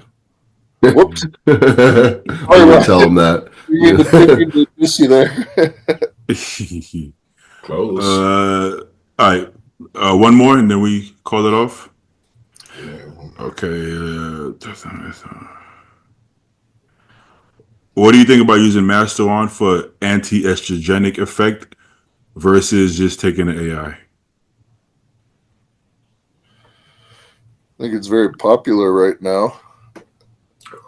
I think it's actually typically how I structure my off-season cycles. So I'll do moderate or high test depending on who you ask, and then I'll pretty much fill the rest of the milligrams in with Masteron just because I respond so well, and not even because of the AI stuff, but it works to an extent. But Again, just like with the Primo, it's like if you have to keep upping the Masteron constantly to try to combat estrogenic side effects, you're kind of, you're kind of going through chemotherapy to get a haircut. So if you're not careful, you're gonna, you just put that milligram amount up too much. Well, I mean, that's what it is. What the fuck do you know about haircuts, buddy? Well, this was the first off season that I used Masteron actually, and I wasn't using it for anti-estrogen. I just want to try it as the compound, but obviously, what I found that is being on Test, EQ, and Masteron, I didn't need an AI, right? Because so it just happens to be a good plus. If I did need an AI anyways, I guess I would use it, but probably wouldn't need it. I guess. Yep. I wouldn't use it specifically just as an AI, but if it's part of my cycle, then two birds, one stone. I guess That's what I mean. Like if it just happens to work out that way, that's great. But if you're taking X amount of test and X amount of Masteron, and you're getting estrogen side effects, and you want to just keep upping the Masteron instead of just throwing in like a 1/4 milligram Arimidex or something, it might not be the right strategy either. So that's why I do it, because I respond well to it. I can run high test with it, and I don't have to run an AI, and I pretty much only have to run those two compounds my whole off season. If I get crazy, I'll throw in a little, DECA or NPP or something. Yeah. So, mass fucks your hair though, because this was the first off season I used it, and I cut my hair, as you can see. Oh, your hair. Oh, yeah, your hair. It'll kill. Yeah, it's harsh on that. It's harsh on that. Just look at anybody's hair who runs mass in off season, and that is. Can you tell who runs Masteron every off season here? You can tell pretty quick, but it's like clockwork, bro. I swear. Once I'm on it, right away I'm like, what the fuck? Wait, so why is it thinning? It's like, I don't know why it does that so quick. It's crazy. To be fair, I can still grow a full head of hair minus a shitty hairline. That's the only reason I shave it bald. Yeah, that's not a full head of hair. Well, it's like That's a fraction of a head of hair. Yeah, it's like a Stephen A. Smith thing. I know exactly what he's saying, because it's like that's all it takes. Like I would rather be bald than have a patch missing. It's getting lighter and lighter, and I keep cutting it lower and lower. I still have everywhere else. It's just here. So you think it's not that bad? Who wants to rock that? I just rock the baldy. I'm not gonna rock a fucking shit that patches missing from my fucking hair. Dude, because it makes a crazy widow's peak. I have the craziest widow, so it's like, fuck that. I'll just shave it. And you know I what? don't remember what your dad looked like when I seen him in Texas. Like what his hair looked like. Like a terrorist. My dad's from Venezuela. Oh, I didn't know that. I didn't know that. Yeah. So you had like curly. Did you have like curly hair when you had hair? Yeah. Oh shit! I got to see this now. I want to see a picture. If you go on my Instagram, you can find one of them. Really? How far back are we talking? Felix? Just not even a year. I mean. Oh, okay. Let me see if I. Yeah, he's there somewhere. And it's funny because Stu actually saw them in Texas. My parents are tiny people. Yeah, they are. It's very funny. Really? Like short too? Yeah, like my dad is like 5'9", 125 pounds. What the fuck? How does that happen? Yeah. I'm gonna feel like a real asshole if I make it just keep scrolling forever. But he's there somewhere. Somewhere. Yeah, but I didn't know Felix was Venezuelan. Oh, it's coming up here. Yeah, here we go. Yeah. We get into the nitty gritty. Son of a bitch. I missed it. No, I guess. Oh yeah, keep going a little more. Okay. Yep, it'll be down here. I remember what picture I'm thinking of. Did I pass it? Oh, that's your hair. That's crazy. It's crazy. Oh no, you were still leaving your hair a little bit, not that long ago. I kind of remember that. And I first, you was, but you kind of get over it. You're like, ah. There he is. Right there. Yeah, in the middle. Oh shit. Dang. Yeah. That's your brother, I assume. Yeah, that's my little brother. Yep. Yeah, he's big. He's bigger than your dad too. Oh yeah, we're both big for no reason. Yeah, Yeah. that's crazy. But Masteron. Yeah, but I feel like bald is not that bad, man. I think once you get over it, you're like, nobody cares. Nobody cares, right, Stu? Oh, Not that bad. Cheaper. We can't all be blessed like Stu, man, with those genetics. I don't have any problems with Masteron and hair. I don't know what you're talking about. Yeah. That's insane to me, though. I don't Masteron max though. I don't really. This is something that started happening like the last few years. Like people using Masteron as an off-season compound. I don't have any problem with that per se, but like using it in place of an AI, I think is dumb. Like taking Masteron when you wouldn't have otherwise taken it in a cycle to avoid taking a little bit of Aromasin, I think is stupid. You're just, unless you like need to take more drugs, in which case, you know, you can take more drugs. I guess it's a 2 birds, 1 stone thing. But like, if you were going to run a gram of test and you're like, oh, I don't want to take Aromasin, so I'm going to take 500 mg of Masteron as well. It's like, okay, now you've like increased your drug load by 50%. Like that's not nothing, man. And I feel like that's what some people are doing. I don't think Masteron. I can't really comment on this because I haven't tried it and I don't really want to try it. But I don't think Masteron is going to do as good a job at building muscle as testosterone or Nandrolone or Tren. Right? All of them. I know that like on paper, scientifically speaking, it should milligram per milligram, it should be the same in terms of like anabolic signaling or whatever. Like, I just haven't seen that played out. Correct. Yeah. Personally, Yeah. I'm not saying like we try to take the highest dose of test possible. Correct. Like, like that you can get and away we had with. other Like, shit on. Yeah.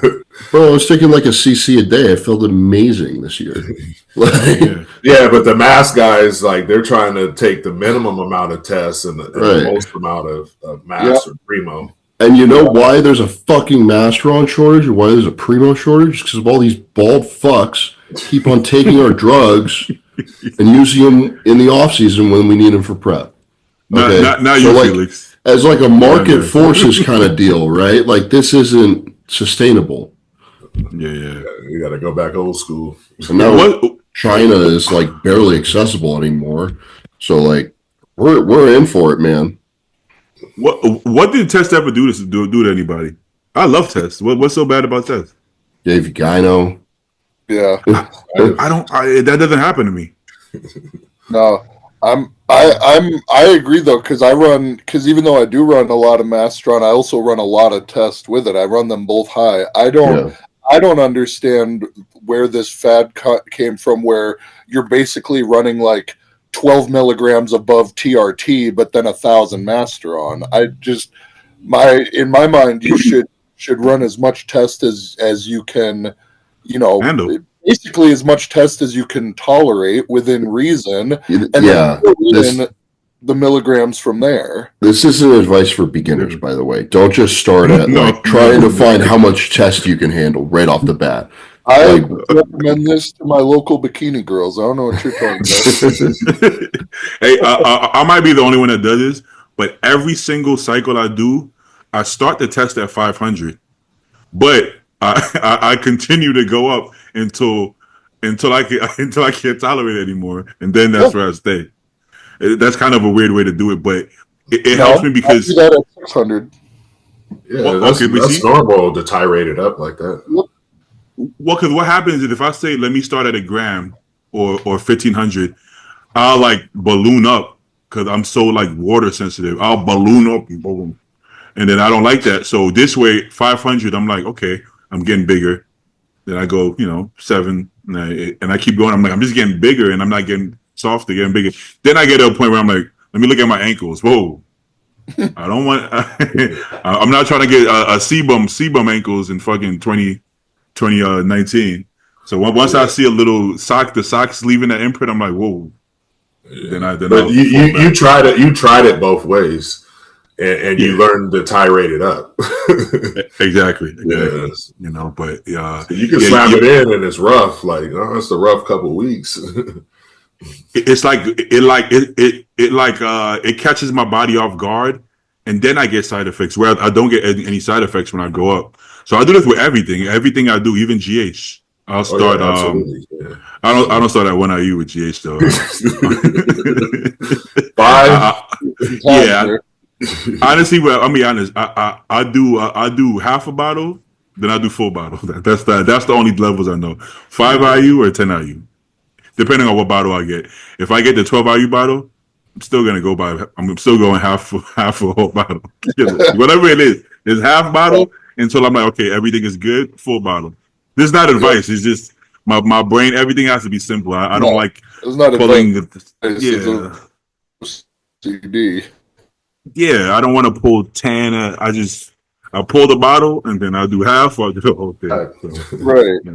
So that's just none of this is advice. This is just meathead shit. But all right, that's a wrap. We've been out for a minute. Yeah. I'm sure everybody got to go eat. Am I cutting out? Damn, I gotta. Stop you know stealing what? on Masteron. I gotta get new internet. Yeah. Everybody out there, stop using Masteron for AIs. That's what AIs are for. Test has never hurt nobody. Keep your GH generic. Don't do that some shit. Hey Felix, what kind of GH you into? Generic. The cheap stuff. That a boy. Bravo. Yeah. We're in the 401k. It's working so far. Once, like, that whole debate, bro, about like the generics are bullshit. Once Compton sits here and say, I ran generics my whole career, nobody needs to say anything. That's the conversation over. Because this motherfucker had in the hand, everything is fucking sold in that, you know. Anybody tells you generics are fake and you have to use farm, they're trying to sell you something, okay? They're getting a kickback. And then, they usually have a guy that you can go to get the good pharma stuff because you have to use that. Get fucked. Fucked. But some people never, because you remember Zayd, he didn't even know. It's like, oh, but have you tried generic? No. I'm like, damn. So how would you know? Which is sometimes they never tried it. So I think they're going by what they heard other people say, right? Try it, man. It can't hurt. You're only gonna save money. It's not like you losing money on it. We converted Zayd too, so. Yeah, he loves it. He loves it now. All right, y'all. Thanks for coming on. Yeah, thank you. I catch you. Bye.